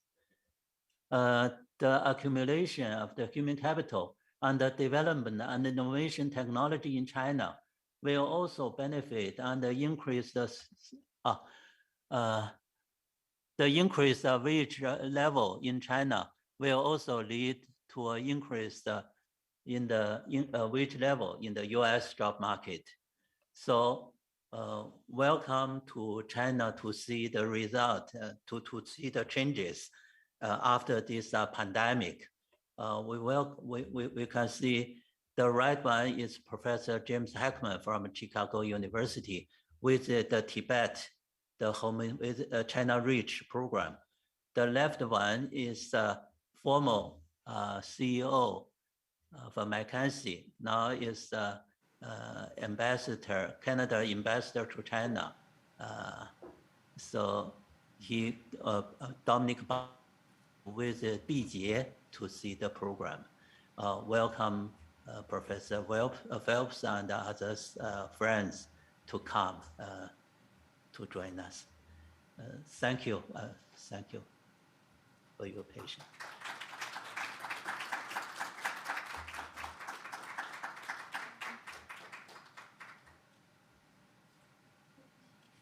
没有了，过点了。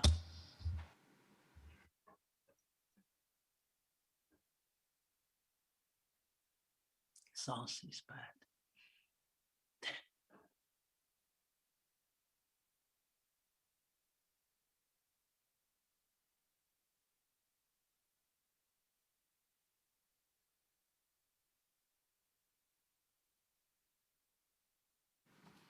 Hello, everybody. I'm Rana Faruhar. I'm a global business columnist for the FT, an analyst for CNN, and an author. And I'm very, very honored and pleased to be speaking here with people that I'm usually calling on for wisdom as sources. So nice to see so many of you here, and also to be able to give a first look and my first thoughts, really, about my new book, The Homecoming, Why Place Matters in a Multipolar World, which is going to be out in October of 2022. I have no idea why the book business still takes a year to get books out, but at some point, maybe someone will disrupt it. I'm taking a little bit of a risk, actually, in giving these comments because the book is somewhat critical about conventional economics. My take as a journalist for the last 30 years, covering business and economics on 3 different continents, is that economists really like to think that reality can be captured in mathematical formulas. Not all the economists here, of course, who are interested in a lot of social and cultural issues as well. But this idea that we can plug numbers into complicated formulas about how we work, what we spend, where we live, when we might die, and create these models to simulate our world, and that those models then shape policies and the way in which we can live our lives and the way in which we make decisions is, I think, a little bit naive, because I think of economics much more as a messy science, not like physics, but really like biology, something that is a very human science, something that needs to be looked at not just from the top down, but from the bottom up. And I think that that's something that the world at large is coming to realize. Certainly since the financial crisis and since the COVID pandemic, it's become quite clear to a lot of people that the invisible hand that is supposed to guide our markets towards a healthy and happy equilibrium isn't always right. We live in a real world, a world of power, a world of human biases, a world of the political economy and institutions that don't always work the way that models say they will. And this is where I've spent my career, over 30 years as a journalist. Now, reporters, like many normal people, know that rationality doesn't always translate in quite the way that experts think it will. And just as an example of that, I want to share with you a conversation I had a few years back with the now late Richard Trumka, who used to head the AFL-CIO, wonderful, wonderful man, former coal miner, lawyer, leading light of the labor movement. And he and I were discussing at that time the lived reality of American trade policy and the way in which things had really played out on the ground. And he told me about a conversation that he had had around the time that certain trade deals were being negotiated in the 1990s. And I think that this was an aha moment for me about why things have ended up the way they have and why we are so polarized at the moment. He told me that during that time, he'd had a conversation with a Clinton administration policymaker about the potential fallout of NAFTA, the free trade agreement that the US was about to cut with Mexico and Canada, as well as the impact that China might have on the global trading system. And he expressed concern that there was going to be a flood of cheap labor into the global marketplace, and that this was going to have a big effect, not just on sheer wages for American workers, but for entire societies, swaths of the country, people's marriages, how their children would live, what society would look like in these places. And he said to me, he said, I told the official that the deals would kill us, and he agreed. But he said after a while, wages would start to go up again, and things would even out around the world. And I asked Rich, I said, well, did you ask how long it would take for wages to even out? And he said, yeah, I did. And that the official answered, within 3 to 5 generations. So let's just land on that for a minute, okay? 3 to 5 generations. I don't need to repeat all the work that's been done by people smarter than me about what has happened in all of those communities since. I grew up in one, actually. But I would just say that it's no surprise to me that large swaths of the country, which frankly I don't believe are widely racist or crazy, don't trust technocratic elites making policy right now. I don't think it's any surprise that we have the most polarized political environment in U.S. history, or that we've had an attempted coup in our capital, or an opioid crisis, or deaths of despair amongst people that feel completely forgotten and almost like algorithmic inputs into formulas that have nothing to do with their felt experience. I don't think it's odd at all that we have a generation of millennials that now make up the largest voting and working blocs in the country, but they're increasingly disenchanted with both capitalism and liberal democracy and inclined to side with the more extreme elements within either party. And I don't think it's a surprise that the population at large feels that globalization itself has failed. You can look actually at a 2020 Pew Research study that found that most people in the US and the UK had negative feelings about it, and some of the words that they associated were loss, longing, a feeling of being left behind or swept away. Now, feelings are one thing, but failure itself depends on the metric that you use. And of course, we all know that globalization has made the planet as a whole wealthier and more prosperous. Many of us have done extremely well in the last 40 years, but that growth has largely been concentrated at the very top in the hands of a cosmocratic elite, and to a certain extent at the bottom. Wages grew in a lot of developing countries, most particularly in China, with very positive results. But within most countries, inequality has grown. And I think that that's the reason you're seeing widespread populism, nationalism, and a rise of autocracy in many parts of the world that feel that something in this system desperately needs tweaking. Now, until quite recently, the economics profession had presumed that countries, companies, markets, and individuals were eventually going to reset to normal, AKA growth would go back. We would somehow land up somewhere in the sort of apex of globalization in the mid-1990s.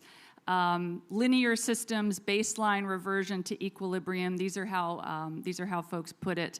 Economic efficiency rather than resiliency was encouraged in all of this. But this is the mainstream economics that's been taught in universities and business schools over the last 40 years, and I would argue that it's flawed. I think it's what supported the just-in-time business culture in which redundancy in supply chains, for example, was considered a waste of time and money. And the free flow of capital, goods, and labor across borders to create more economic growth was always a good thing, despite any inequality and financial fragility that they might create. The idea that there might be human costs to efficiency, and that these costs might in turn come with their own snowball cycle of political economic risk just wasn't considered in the models. Now, COVID-19 has sort of ripped the scales from our eyes on such assumptions, and suddenly it matters where we source much-needed products. Suddenly it matters that we live in a country with a bifurcated healthcare system and incredibly spotty broadband coverage. It matters that the economy is largely built on debt and asset bubbles rather than on income growth and good jobs. And I think that the pandemic and its aftermath have started to drive home a message that many of us thought was maybe going to be heard right after the great financial crisis, which is that if we are to solve the world's biggest problems, from pandemics and climate change to the inequalities of globalization, then economists are going to need to stop tweaking the edges of their models and start thinking outside the box. And our elected officials and business leaders, too, have to begin to think in far more nuanced terms about what exactly constitutes economic well-being, a point that Ned was making earlier, not just at the global level, but at a local one, too, in people's backyards where they live. So we know that any economy goes through cycles of expansion and contraction, boom and bust, but the most important of these cycles has little to do with market prices or unemployment rates. It's about a fundamental sense of economic well-being, and that's less of a matter of short-term data than it is of the underlying political philosophy, and two questions in particular that all societies must face. What matters and who matters, and how should society reflect those interests? And this calibration is never sort of set forth like some article in the Constitution. I would argue that it shifts back and forth depending on the national mood. But whichever perspective it adopts, such a political philosophy ends up being almost a national creed, and one that actually dictates a kind of a code of conduct as it favors one interest group over another, be it the state or the private sector, labor or capital, consumers or producers, rich or poor. It establishes the essential hierarchy of society and the economy. It decides who's on top and who's not. And for decades now, our capitalist creed has been that laissez-faire globalization is good, full stop. But the truth is, it hasn't been good for everyone all the time. There have been winners and losers in the process as it has unfolded over our lifetimes. Taxes have been slashed. Borders have been opened, although far more so for investment than for either the flow of goods or people, which is a crucial point. But labor unions have been squashed. The cost of things that make us middle class, housing, healthcare, and education, these things have all risen dramatically. In fact, that's where most inflation, long-term trend inflation is. Meanwhile, corporate monopoly power has grown and state-run capitalism has grown too. Big companies and some emerging markets have benefited hugely in the last 40 years, but many others less so. Instead of a world economy in service to domestic politics, and the welfare of people within a broad range of nation states, we've gotten a world economy in service to itself, run by a small group of people. But I would argue that we're about to see a shift and that the paradigm is changing. These kinds of shifts, I think, are incredibly rare, as earthquakes, really, although not so much anymore, and equally transformative. And I think that we're going through one now. The world's beginning to reset, not to the normal of the 1990s, but to a new normal. So roughly 4 decades ago, America kicked off the last major paradigm shift, you could argue, America and the UK, the supply-side revolution. Capital gains taxes slashed, Reagan and Thatcher took on labor unions, the power of the unions faded, corporations grew, some people got very rich, and the world, as Thomas Friedman famously told us, was flat. Place no longer mattered, but in fact it did. The world was never flat, the world has always been bumpy.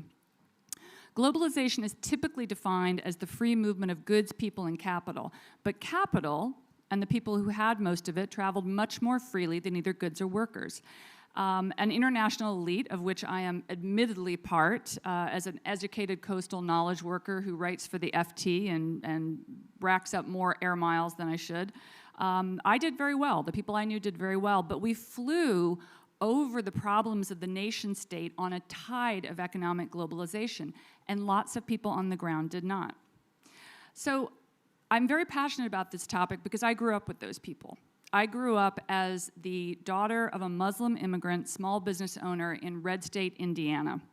My dad's a Turk who came to the US, studied engineering, and then married and started a business. But my family, as successful as he was, also lived through some of the supposedly rational economic policies of the 80s and 90s that included the death of family farms, the collapse of small businesses in the places that I lived, deaths of despair, the rise of big box stores, monopoly power, and outsourcing and technological disruption for which workers were not educated. And all of it, to my mind, exemplifies a pendulum that has swung too far towards concentration and corruption in both markets and the state. This is not a silver bullet change. You know, as Joe Stiglitz, one of my, the people I admire most, has made the point many times, this is 40 years of small changes in everything from tax codes to corporate governance to banking regulation to antitrust law. Anglo-American capitalism has morphed into something that I would argue that Adam Smith couldn't even recognize, because, you know, Adam Smith would have said you need equal access to information, a shared understanding of transactions, and a shared moral framework. How many of us would say that in the kind of capitalism we live in today, any of those things are in effect very often? I don't think so. What we have today is no longer a truly free market system that allows for productive and fair transactions between buyers and sellers that exists on an equal footing, but rather a concentrated system of power and oligopoly. And in this world, the multinational corporations and the people that run them are detached from the needs of the countries that spawned them. In the US, for example, 75% of venture capital goes to just 3 coastal states, California, New York, and Massachusetts. Half of the job growth in America is in just 75 of its 3,000 counties, most of them along either coast. The same is true to a greater or lesser extent in many other parts of the developed world and some in the developing world as well. And the result is this kind of Hobbesian paradigm in which countries and individuals are pitted constantly against each other. And so I would argue that globalization of the kind that we've known over the last several decades has failed. And it's time for a reset. We need to share the wealth more broadly. We need to understand, as Ned so accurately said in his talk earlier, that economic well-being isn't just about growth, GDP growth at the international or even the national level, but about real people, human beings living in specific communities. People matter, place matters, all places. So what now? How do we create a new vision of shared prosperity for this moment? And in particular, how do we re-moor the wealth, the tremendous wealth that has been created at the global level in local communities everywhere? How can we make sure that economic globalization doesn't continue to run so far ahead of national politics and concerns that we get the sort of paradigm that we have today? And how can we fix things, most importantly, in a way that doesn't take us back to 1930s-style protectionism, which is a false fit of nostalgia for a past era, or a high-tech dystopia in which the robots are taking our jobs and Amazon eats everyone's lunch.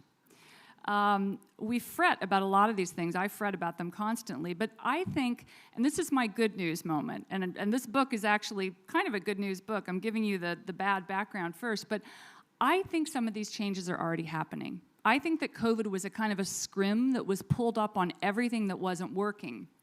And as my friend Bill Janeway would say, productivity comes when governments invest in things and the private sector then lets them bubble up into good ideas. And I think that we are beginning to be at a turning point there.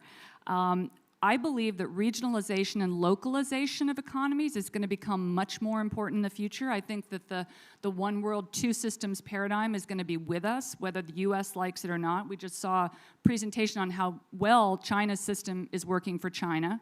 But I think we're at a point where the US is beginning to think about new alliances. I'm extremely optimistic about the new US-European Tech Alliance and building a system of a new set of the rules for tech and trade that is really values-based, something that moves us beyond surveillance capitalism and beyond a choice between big tech or big state. Supply chains are shortening, yes. That's resulting in some delays and some inflation. You can't get your tennis balls, you can't get your sneakers. But we're also seeing companies already innovating and moving towards more of the kind of vertical integration that, frankly, I think we never should have let too much go of in the first place. The idea that you can have communities in which production, services, manufacturing, consumption are all grouped together and that these things are iterative and innovation will result, I think it's a powerful idea and you're going to see more of it. The labor-capital divide is, of course, shifting, and that's a very big deal. And I think that a wave of technological innovation that we've all enjoyed post-COVID is going to make it possible for jobs to be done in many, many other places. I mean, we are already seeing this profound transformation of the geography of work in this country. You know, look around 3 hours outside of any major city, and there are new communities booming. Once we start adding to that some investment in broadband, some investments in infrastructure, which, fingers crossed, we'll see what happens today, I think that that's going to create and re-more wealth in a lot of new places, and that's a great thing. Now, I don't want to be Panglossian. I think that there's also a possibility, because ideas and digital technology will continue to flow across borders, that we're going to have, and rightfully so, some more outsourcing of white-collar work from rich countries to poor countries. You know, I think we're going to see all kinds of technologically disintermediated jobs in ways that we can't even imagine, and that's a topic for another talk. But I think that what's being really heard now, and I'm encouraged, frankly, because I spend a lot of time talking to people in Washington, policymakers themselves are really finally listening to some of the cries that some of us made after the great financial crisis. When a prevailing philosophy is no longer sustainable, it falls, and it yields to a new one that's better suited to the times. And I would argue that we are leaving the era of rational man and entering a new era of more human-centered, place-based economics. I think the focus is going to be much more on the local and regional, much more on Main Street rather than Wall Street, stakeholders rather than shareholders, and small rather than big. Some people talk about these changes as negative or protectionist, something that will reduce growth or create conflict and decrease our ability to work together as a planet. They feel that there's nothing between the 1990s and the 1930s. But I disagree. I think that more focus on local, more focus on what is happening in the communities that elect people that make policy is crucial to saving what's best about globalization. And namely that the sense that the world is not a zero-sum game and the nations can work together to solve humanity's problems and make the world a better place. But that kind of cooperation requires belief in the system itself and the sense that we're not living in a rigged system that works mainly for a minority of the world's citizens. And too many people that I know, too many people that I grew up with simply don't have faith in that system right now. And changing that is going to mean changing a lot of things, changing the balance between capital and labor, citizens and corporations, markets and the state. So maybe just as I end, I'll invoke the words of an academic who's not here, Harvard professor Danny Roderick, who is one of my favorite people. And he has long argued that democracy, national sovereignty, and global economic integration are mutually incompatible. We can have 2 of the 3, but never have all 3 simultaneously and in full. And to me, it's clear that at this moment, we need to step back from totally unfettered globalization and re-moor to work, prosperity, and place together. I think we're entering a new era, and it's going to come with new challenges and opportunities, but we should embrace them. I'll stop there.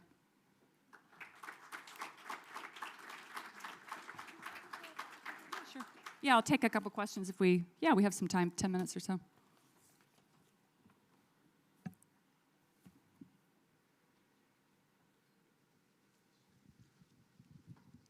Hi, so I'm happy that you see good things down the road, but as I mentioned in my earlier remarks, thinking about employment and what I see as the fundamental injustice of involuntary unemployment, what I don't really see happening is a commitment to see that we eliminate that, at least in the aggregate, not perfectly ever, and so I grew up in Youngstown, Ohio.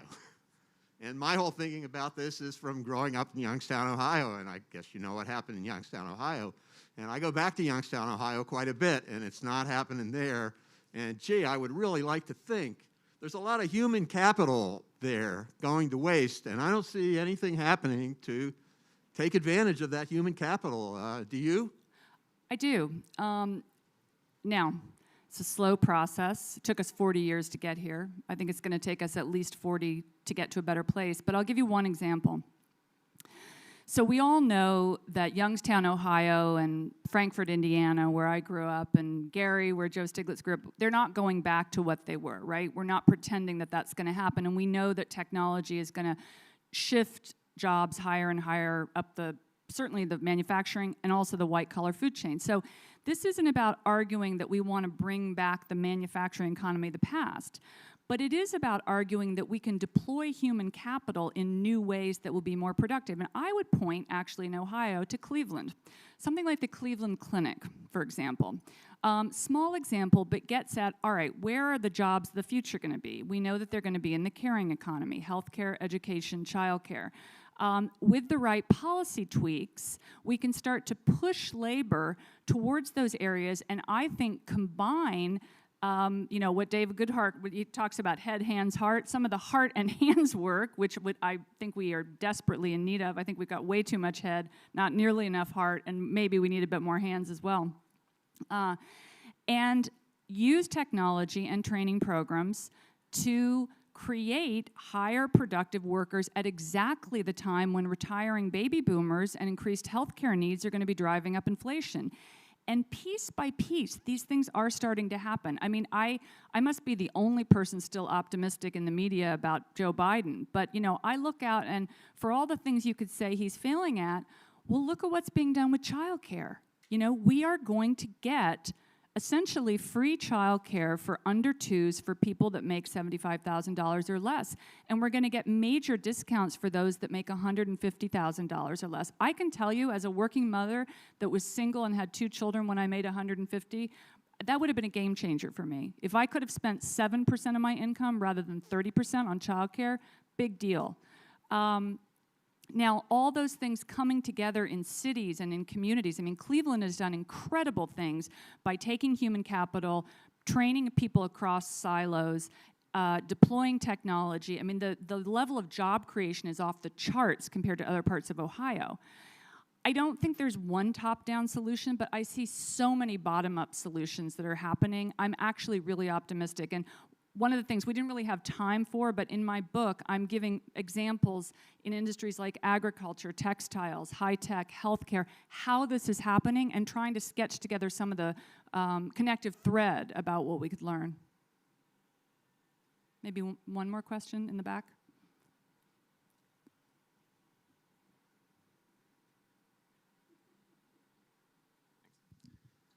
Hi, thanks for the presentation.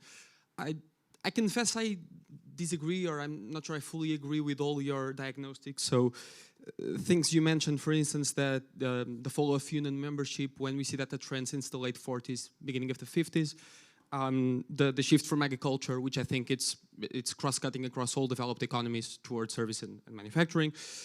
And one thing that struck me was when you said that China is doing great, and then you accused the US of big tech surveillance or big tech capitalism, which I think ironic, knowing the surveillance we see, in fact, in China.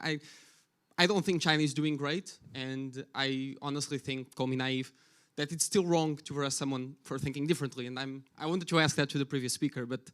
I would completely agree with you. My only point was that in terms of sheer growth and lifting people out of poverty, China's system has done very, very well. I'm extremely anti-surveillance capitalism, and that's one of the reasons I think that the US and Europe do need to come up with a totally different tech and trade paradigm that's based on liberal values. Agreed, and I'm so sorry that we didn't have time to ask questions. I think in the good Chinese way, no questions allowed. There's lunch and coffee. He's on Zoom. Okay. But my question to you was, and I mean, I worked in public policy before, and I understand your point that people are not numbers, but I mean, I don't know any other way of designing economic policy without models, imperfect as they are. And so what incentives do you think do you need to put in place to bring these, say, more human-oriented economy that you were discussing? Yeah, it's a great question. Well, I'll share a couple of conversations about some work that's already happening. And I don't know if this work is happening at Columbia, but I do know that it's happening at some other institutions. BARD actually just got a $300,000 grant. Dimitri Papdimitriou, who's the former Greek minister who's over there heading the Levy Institute now, is doing work specifically to look in a really real-world way at what is happening in households. Who is doing what? What are women doing? How long is it taking them to do that? What does that mean for consumption and production? And yeah, ultimately, these are things that are going to be quantified and go into models, but what we're talking about is looking at real people and how they're living their lives, not making assumptions based on data that, first of all, is increasingly historically inaccurate in I'm going to just say the ivory tower, in ways that have very little sort of experimental rigor often. We need to actually get out in the ground. I mean, I think that economists need to start working much more like field scientists and biologists. Go out and see how people are really living. And by the way, just as an aside, everybody that is at a conference like this needs to spend more time in red states. That's what I would say. I think that would do a lot to change the tenor of politics in this country. Is that it? All right, cool, thank you.